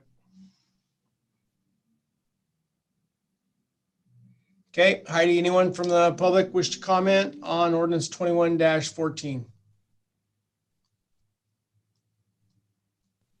I'm not seeing any hands raised at this time, Mr. Mayor. Okay, we'll go ahead and bring it back to council for final action. I'll make a motion to adopt ordinance 21-14. Okay, do we have a second? I'll second that. Okay, we have a motion by Kohlberg to adopt ordinance 21-14, second by Rojas. Any further discussion? Okay, all those in favor, Sweat. Aye. Kohlberg. Aye. Morrison. Aye. Rojas. Aye. Peyton. Aye. Nathan. Aye. Okay, ordinance 21-14 is adopted 6-0. Thank you, everyone, for that. Take us to item L, unfinished business. None. Item M, new business, setting the deductible for the FY22 AML JIA insurance coverage. This will be found on page 85 of your packet. And if we could have staff present, please. Thank you, Mayor. So council approved a 3-year agreement with AML JIA, which is our insurance pool, or basically our insurance coverage. In FY22, we budgeted $100,089 for the coverage, but as a result of signing that 3-year agreement, we have a discount in place. So our insurance cost for FY22 is a little over $96,000. If you look on page 85 of your packet, you'll see that AML JIA provided us with a few different deductible options so that we could reduce the expense of our insurance coverage even more. On page 86 and 87, you'll see our current coverage and deductible amounts. That gets us to the $96,776 amount. And then if you go to page, sorry, gotta find it here. Page 99, you'll see what the cost would be if we increased our deductible by $10,000.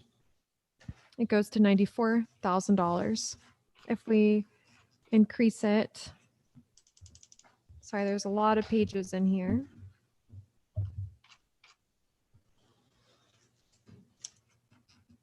If we increase it with a $25,000 deductible, our insurance cost this year would be $89,595. And I think there may be one more option.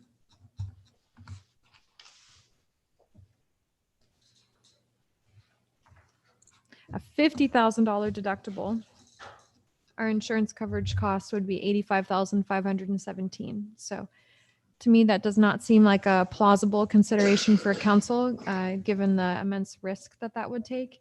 But before council, at least, is the consideration of increasing your deductible for city coverage by $10,000 or by $25,000.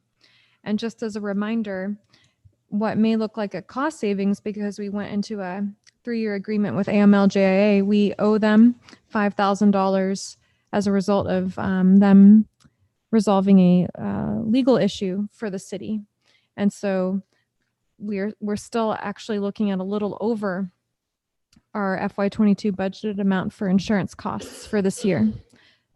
So I know that it's not a desirable thing to consider, increasing the deductible, but I'm trying to present before council ways that we can save our operating expenses in ways that are still responsible, but do increase the city's risk.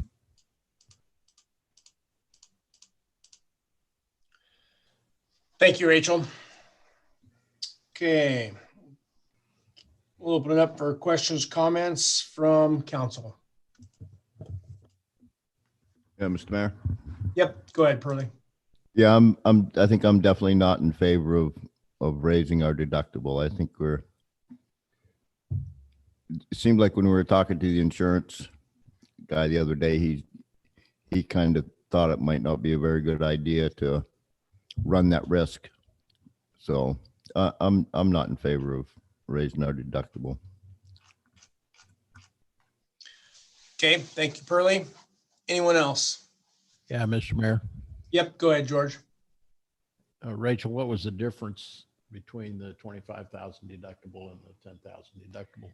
So our current rate will be $96,700. If we increase to a $10,000 deductible, then our annual rate would be $94,000. And then if we go to a $25,000 deductible, our rate would be $85,000. So we're talking So $10,000 basically. Right, if you want to the bottom two. Right, if you want to increase your deductible by $25,000. And Councilmember Morrison is right. Our insurance company, of course, does not recommend this.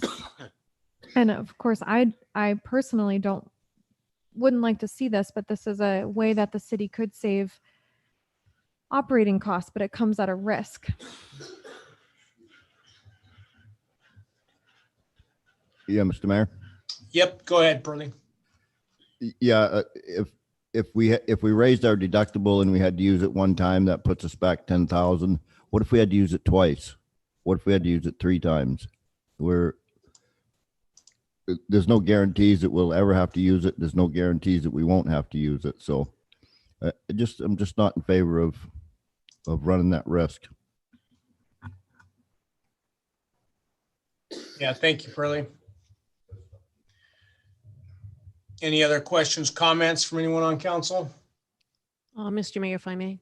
Yep, go ahead, Vivian. Yeah, for the cost savings we're looking at, I agree with Pearlie, and it's always a gamble with insurance. You hope nothing happens. You never have to put in a claim. So having a $25,000 deductible is ridiculous. 10,000 would be pushing the city. And the difference between the 5,000 and the 10,000 is $2,000. Well, to me, there's really not much question there. If we're holding at the 96,000 and the difference is $2,000, I mean, I would go either one, but I don't see the point. Thank you, Mr. Mayor. Yeah, thank you, Vivian. Yeah, I would agree. I'll just offer a quick comment. I mean, it's always a risk. Anytime you want to save some money, but you have to weigh the risk. And one or two small claims, one big claim, and all that. The risk then comes into play, and then any reward we may have realized is gone, and then we're even that much more in the hole. So I can appreciate the city manager, wanting to bring all the options to the council, and as that's her job. So I think she's doing that, and of course it's up to council to weigh those risks, against any reward. So I agree. I think in this case, there's not enough reward for the risk. So that's my 2 cents, and that's what I'm hearing from council as well. Any other additional comments or questions from council before we go to public? Yeah, Mr. Mayor. Yep, go ahead. Yeah, I agree. I don't think it's worth the risk. I mean, $25,000 deductible, I think, is kind of out of the question for us. And the $10,000 one, like Vivian said, you only like $2,000 difference. I think it's too much. I think we ought to just stay where we are. Thanks. Yep, thank you. Mr. Mayor. Yep, go ahead, John. Oh, go ahead, Bobby. Sorry, Wasn't thanks done. to Rachel, though, for presenting us with all these options for sure. Okay, go ahead, John. Mr. Mayor, I like all the options you gave us, Rachel. Thinking about it, it's I would rather just stay where we're at. And also, this is just the first year after basically a national disaster. We're hanging on by our fingernails.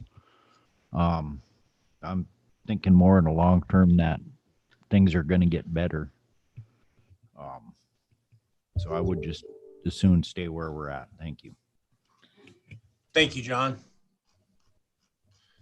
Just one other quick comment. This might have been a good example of how we could shorten up our packets and take all this info and maybe just put it into one simple, quick spreadsheet, just so all the information is at a glance on one page.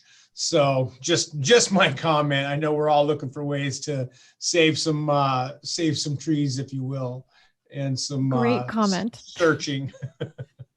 That too takes effort, though. I know it does. So versus just copying all this information. So, but that was just a comment.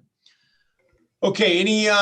Anyone from the public, Heidi, that wishes to weigh in on the deductible for the FY22 AML-GIA insurance coverage? I'm not seeing any hands raised at this time, Mr. Mayor. Okay, that'll take it back to council for final action. Looks like to me, I haven't heard any support for for doing that. So we could get a motion just to leave things as they are, which would show our affirmation for not doing anything with this. Well, Mr. Mayor, Yep, go ahead, George. since we're really not going to pass a motion and then vote it down, why don't we just instruct the city manager to leave the deductible where it is? Yep, that works too. That works too. Is there any objection to that from council? Works for me. Okay. Rachel, then, yep, that's for what we've heard on the discussion. We'll just go ahead and plan on leaving everything as is based on all of your initial work to get all of our coverages with the AMLJA in place for this year. You bet. I will keep it as is, and it is not a favorable consideration to put before the council, but I felt like I needed to do it as we are trying to find ways to save money. And so because we've entered into the 3-year agreement, the difference cost savings, we can apply that to the $5,000 bill that we have right now from our insurance company, and might have an overage in this line item as a result of that. But I will keep, as a result of the amended priorities, putting before the council ways that we can reduce costs and generate revenue and capture lost revenue and look at our permanent fund. It's definitely the forefront of my mind as I look forward for the end of our year, 2021. I just wanted to commend council for entering into the new fiscal year. We're over halfway done with calendar year 2021, and there's so much good work ahead of us. So thank you for hanging in there for the city, for the good of the city, so that we can keep Seldovia moving forward sustainably. Okay, thank you, Rachel.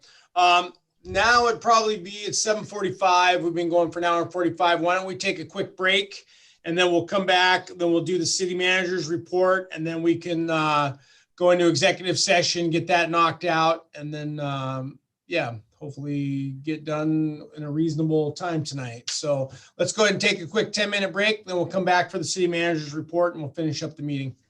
Thank you, everyone.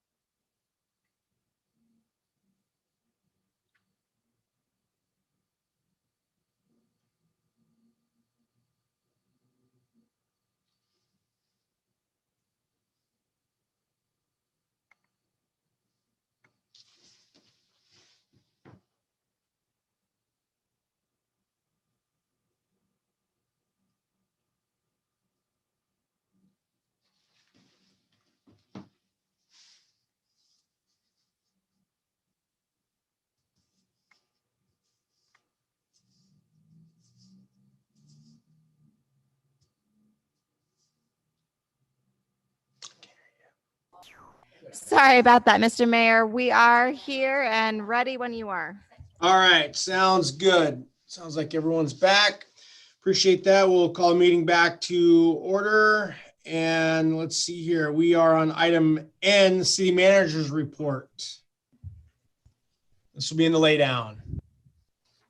Thank you, Mayor. So the manager's report was provided in your laydown. I'll just give a quick summary of all the topics included. We received the appraisal for the Jackaloff Tidelands. In January of this year, council budgeted $13,000 for an appraisal of the Tidelands. We needed to get the appraisal in order to establish an annual lease rate with the state so that they could lease us the Tidelands. And then by having that lease in place, we could establish a fee schedule and start charging people to use the dock. So the appraisal shows that the Tidelands are valued at an annual lease rate of $2,560. Initially, the state said that the rate would be $1,250 a year. So I'm going to be bringing forth the Jackaloff dock topic for discussion with council at a later date, but just wanted to show you that information that we've received. SVT has been leading the way. They're having a survey conducted by New Horizons Telecom Inc. To consult with the Seldovia community regarding cellular and broadband infrastructure. This is something very exciting because it was identified as a top goal by Seldovia City Council to improve cellular and internet capabilities, and the city has been working with SVT on this initiative. So we're really grateful that they're seeking a survey to assess what the community's needs are in regards to broadband and cellular. CIRSA has agreed to cover the liability insurance costs. Council passed Resolution 21-35, which amended the agreement for the management of the SOC so that CIRSA would cover the liability insurance. The borough attorney drafted language that was a little bit more specific than the amendment that council made, but I still think that the clause in the agreement meets the intent of council. So I'm going to execute the agreement unless council wants to pursue another amendment, but I do think it meets your intent. And the new insurance language has been approved by both the Borough Assembly and the CIRSA board already. Next time you see Luke Cheney, please congratulate him. He's our new grounds beautification leader. His first tasks will be to help clear brush from city street signs, rights-of-ways, and parks. And the hope is that by the end of the summer, the Gateway Pavilion will be re-oiled and ready for inclement weather. Councilmember Nathan at the last meeting requested information regarding the finance report, so that's provided as a brief summary. Councilmember Nathan also requested information regarding the 4th of July weekend. And so there's some brief stats there to show you how we compared this year for the 4th of July visitor rate as opposed to 2020 and 2019. I'm still working on restructuring the Public Works Department, and we'll report back to council on this topic at a future date on how the department is looking. I've also been thinking of how to consolidate city operations as a cost savings measure by moving the administrative offices somehow into this building. And so I reached out to the Seldovia Public Library Board to see if they'd be willing to consider a cooperative use of their reading conference room and storage space at the multipurpose building. At your next council meeting, Councilmember Sweat will be bringing forth a discussion topic regarding the harbor kiosks. That's tentatively scheduled for the next council meeting. And then in the last billing mailer that was sent out, both Mayor Campbell and myself sponsored a letter to the citizens of Seldovia concerning the FY22 budget. And by sending out this letter in the mailer, it's just another way of trying to invite the public into the financial discussions that the city is having regarding our operations. So there's a few enclosures regarding the manager's report, and I'm here for questions. Thank you, Rachel. Any questions or comments for the manager? Yeah, Mr. Mayor. Yep, go ahead, Pearlie. Yeah, this Jackaloff dock here, the state paid us to take the dock. Now we have to lease it from them. Is that what I'm gathering on this? Through the mayor, Councilmember Morrison, it's not the dock. We own the dock. It's the tidelands surrounding the dock. So when the state transferred their interest in the dock to the city, it didn't include any of the land surrounding the dock. Which is underwater. Right. And we have to have the rights to that land underwater to be able to charge Correct. fees. I still am gonna stick with my thoughts that Jackaloff Dock ought to be abandoned. It's just gonna keep costing us lots of money. We're in a budget crunch right now, and there's $15,000 right there for the survey, and then for our lease. I just don't see how we're going to recoup the money on that.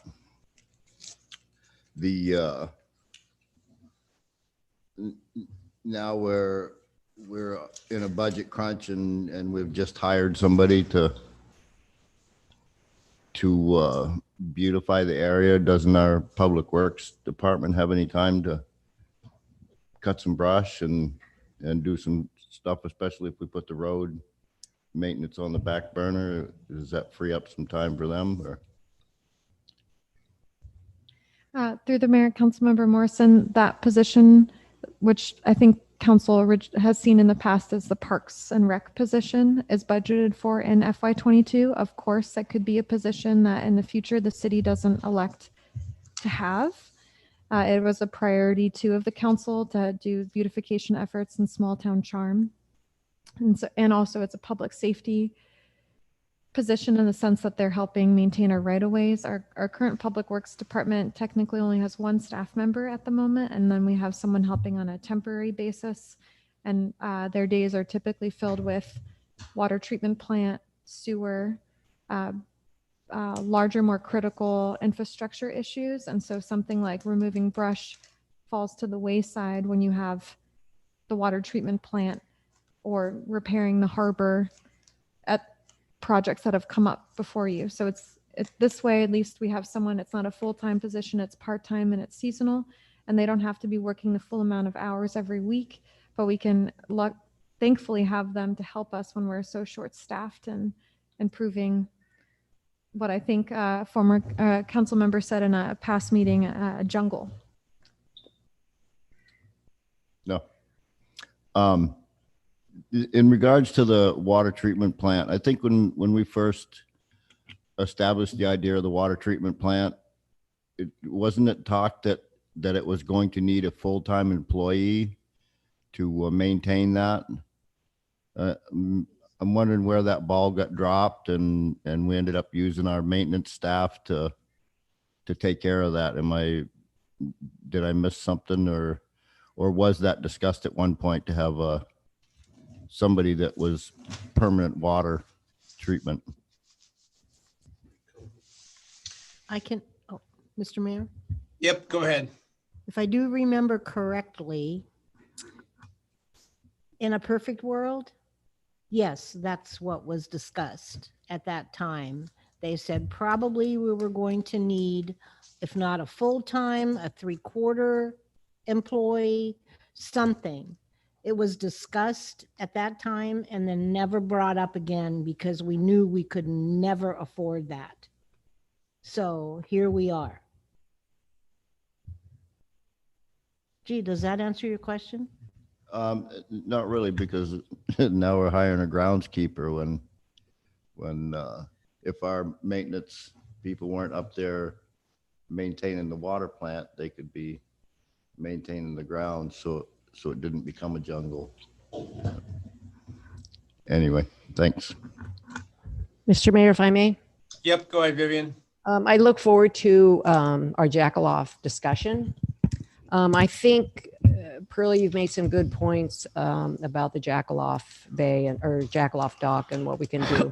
I think part of this discussion, besides the council and the community, is communicating with Mako and those people who use the dock and see what they're willing to do. If they back off and say we're not willing to charge people for it, then we need to revisit and relook at with this dock. We have to remember that Jackaloff also is a place that when the weather is bad and we need a medevac or somebody needs to get out of town, Jackaloff and Mako have assisted us. So it's a really tough one, abandon the whole thing or what we can do with it. So I look forward to that discussion. I appreciate all the work you've done with it. The Sursa, happy to see that. That's $1,000 that we got back that will help make the difference between our insurance, our deductible, just for grins. The ground beautification, again, that's something that we can look at in the future. I think it's like, what, $5,000? Yeah, less than that. It's not much.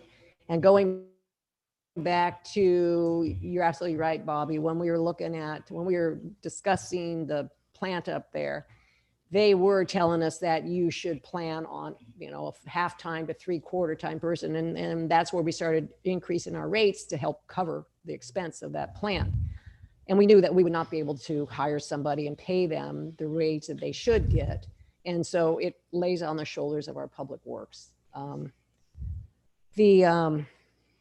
was the other item I was going to talk about? Oh, this weekly, daily transient paid, and is that based on the dock or down at the harbor? Okay, so that might be some information to use when we're applying those, the funds that we're looking at, the difference of how many people were here this year and what were here last year. Can I ask about what you're thinking about restructuring the Public Works Department as? Is that something you want to bring forward now or not?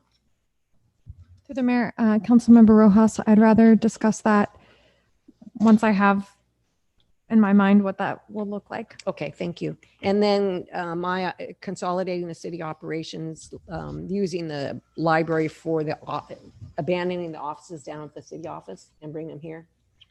So I'm not sure how that would save us if we're still heating those buildings down there. I guess I don't know what the cost saving is or the incentive. And maybe you want to hit on that at a later date. Okay, that's fine. Thank you. All right. Otherwise, thank you very much for putting this together. All right. Thank you, Mr. Mayor. Yep. Thank you, Vivian. Mr. Mayor. Yep. Go ahead, Harmony. So Pearlie and Vivian did a pretty good job of ticking off those questions for me. I would like to circle back again to the Jackaloff dock. When we're coming back to discuss that, I'd kind of like to have some sort of picture of what it would cost the city, insurance, staff time, infrastructure updates, including our lease fees with the state. I'd like to have an actual number figure to be able to discuss with the public, because this is going to be an emotional thing for some people, this dock, whether we keep it or we don't. But I don't know, we're talking about our budget crisis and we're talking about our long-term sustainability. There are ways to take safe harbor in Jackaloff without this dock being there. In fact, one might argue in some ways it is safer to not be tied off to the dock, as we've seen with some of our winter storms. There's a lot of economic and what's the word I'm looking at, ecological ramifications of having that dock there. So I would like to have a good picture to present here and then take out to discuss with our community as per the Jackaloff dock. Through the mayor, Councilmember Payton, that's great. I actually thought about putting what the harbor master had prepared for the city back in January in this packet, but it'll be included in the discussion when we bring up Jackaloff dock. But at your January 25th meeting, harbor master, she prepared an annual estimate of expenditure. So every year you'd be looking at replacing the harbor light as well as labor, the estimated management cost of the Jackaloff lease, $8,100, and then one-time expenses, which was the appraisal. So if you go to the January 25th packet, you'll see a breakdown of those expenses, the estimated expenses, as well as a sample of what the fee schedule could look like and how much revenue we could make. And back in January, it looked like it was going to cost more to maintain and run the dock than the revenue that would be brought in based on the sample fee schedule that the harbor master prepared. So it is there. We can work to update it, and then we'll include that in the future packet. Perfect. Yeah, I do remember that presentation by Layla. And it was a good, and as we all know, certain things have come up exponentially, like materials, just to say the easiest thing. So yeah, all this, you don't need me to, kick the horse, but also, as far as I just walked around the building on our break and saw that it was cleared around the stop signs on all the corners here. So good job to Luke. It's like 43, 45 for the summer for him to have that position, and it is needed. So thanks for pursuing that position.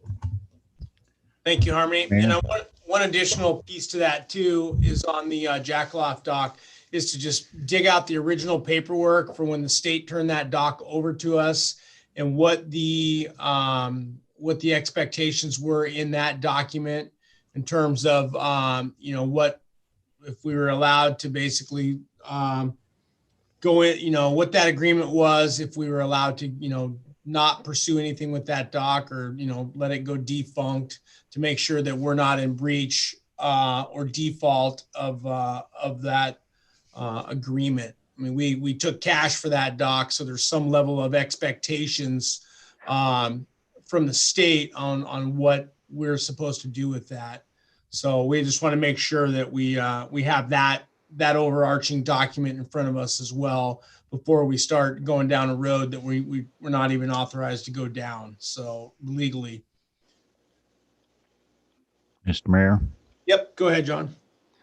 Yeah, I'm in my same position on that dock. Is the state gave it to us with a carrot dangling out in front.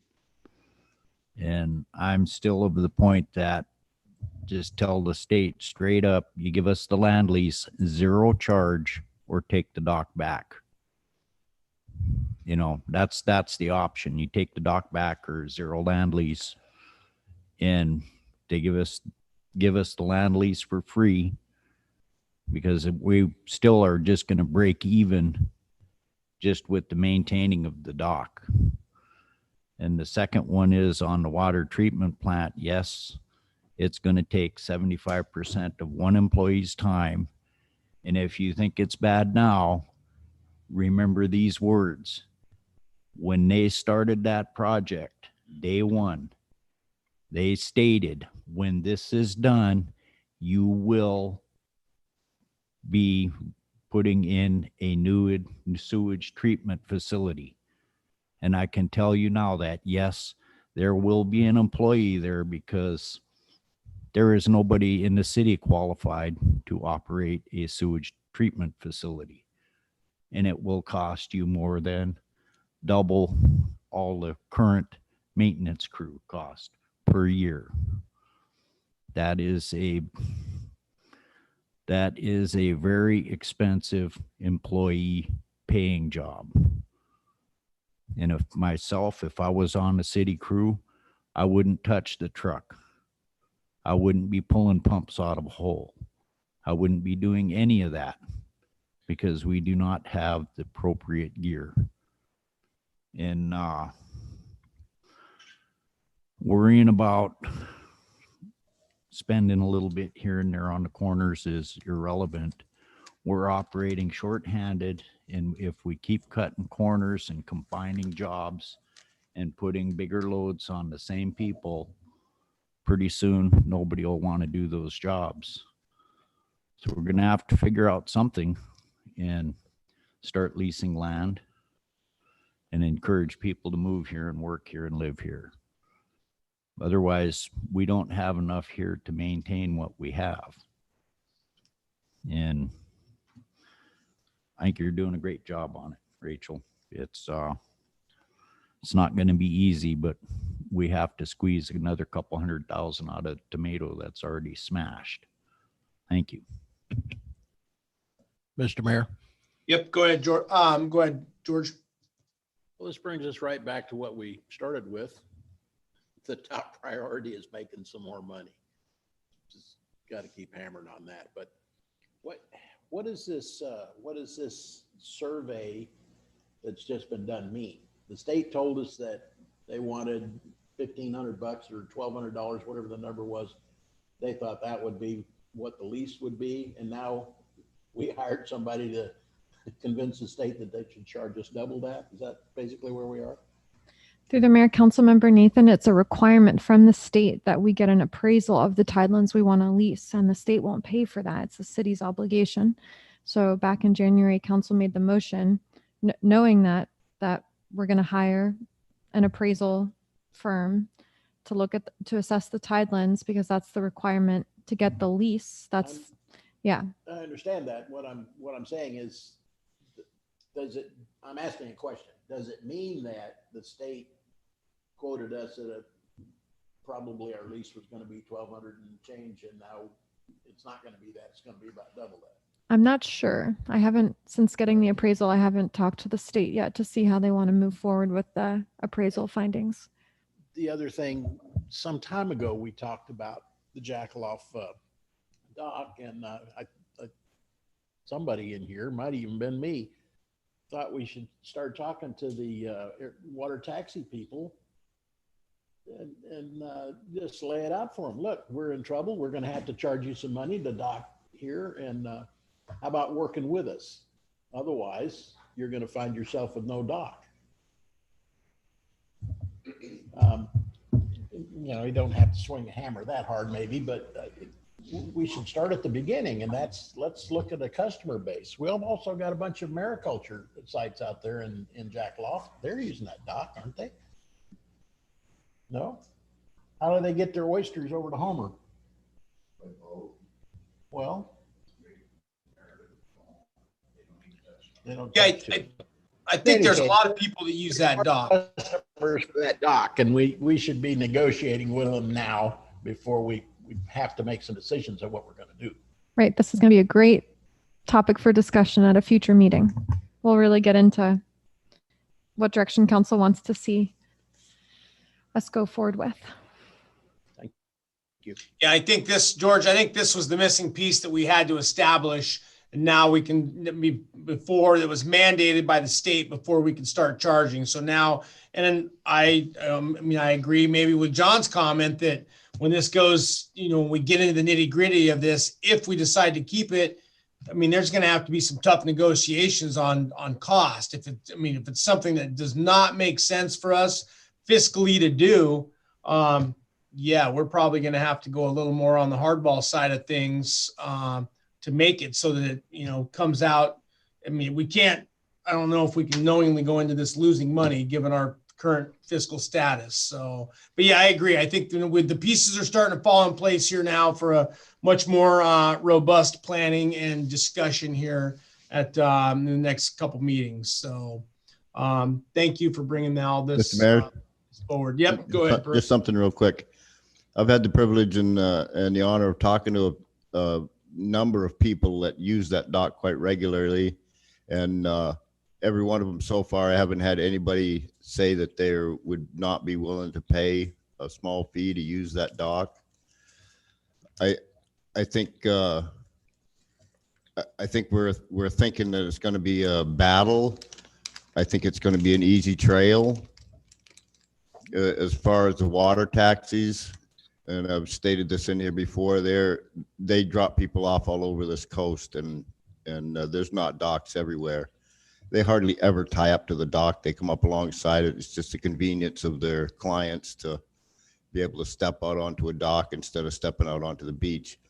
But the people I've talked to are more than willing to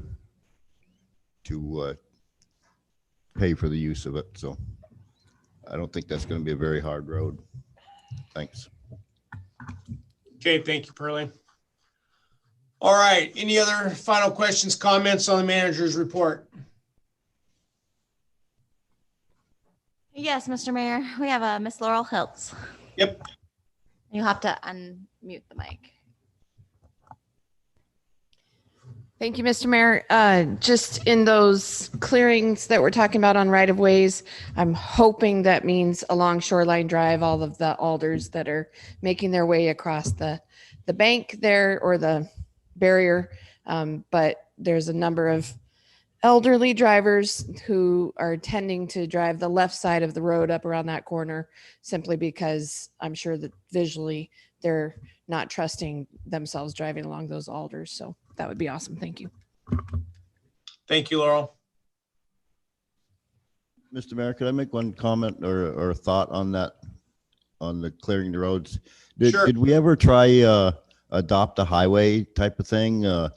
I for one would be more than willing to adopt from my house to up by the sewage treatment plant and maintain that if that was at all possible, if I'm not stepping on somebody's toes or I think adopt a little section of highway here and maintain it, I think would be a pretty good volunteer effort. Thanks. Yeah, thank you, Pearlie. Yeah, I actually like that idea too. That might be, I mean, there's many people in this town that do volunteer for doing that type of stuff. I mean, obviously, if you're slicing it up into many more small pieces, that kind of makes sense to.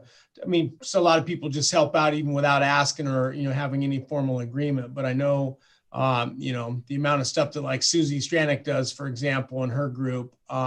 Yeah, it's without that it'd be it would be pretty sore for the eyes around town. But yeah, if citizens were able to do something like that, with some sort of agreement in place so that we weren't stepping on toes, I think that's a fantastic idea. So, all right. If there's no other questions or comments on the manager's report, we'll move on here. Item O, informational items not requiring action, none. Item P, executive session. Looks like we do have something on the schedule for tonight. Mr. Mayor, if I may. Yep, go ahead, Vivian. I move to enter into executive session for matters of the immediate knowledge of which would clearly have an adverse effect upon the finances of the governmental entity, pending litigation and attorney-client privileges, and invite in the city manager for the discussion. Second. Okay, we have a motion to enter into executive session tonight by Rojas, second by Kohlberg. So we will be going into, I don't recall. Do we have to vote on this, Heidi? I believe so, Mr. Mayor. Okay. It's been a while since we've had an executive session, so. I just had the exact same thought. And so let's vote just in case, and I'll double check and get back to you on that tomorrow. Okay. I apologize. We do have a motion with a second to enter into executive session. All those in favor, Sweat. Aye. Kohlberg. Aye. Morrison. Aye. Rojas. Aye. Peyton. Aye. Nathan. Aye. Okay, motion passes. We will go ahead and enter into executive session. And again, we will have the city manager present for that discussion. And at this time, anyone, I might be the only one, but we'll go ahead and sign out of this link. And there's a separate link that's been sent that for anyone that's invited in that we'll need to sign into. And then I am assuming we're going to have, there'll be someone additional calling in, like our attorney on this one? Not at this time, Mr. Mayor. It'll be an update from the city manager per the attorney. Okay. And then when it comes time to come back in out of executive session, for those that are online, if you want me to send you a message to let you know that we're coming back into the regular meeting, why don't you just raise your hand for me right now and I'll send you a message that they're going back into the regular meeting after the executive session. And I'm not seeing that. Oh, okay, Courtney, I'll gladly send you a message letting you know when they're leaving executive session. Okay, if that'll work for everybody, then we'll sign out and then when we come back into and when you guys come back into the meeting, then I'll message the one person who wanted that information, and and then we'll be back in the regular meeting when you're done. Okay, yeah, that sounds good. We'll go ahead and stand in recess of the regular meeting and while we're entering into executive session. And I'll see you in a separate link here in just a minute.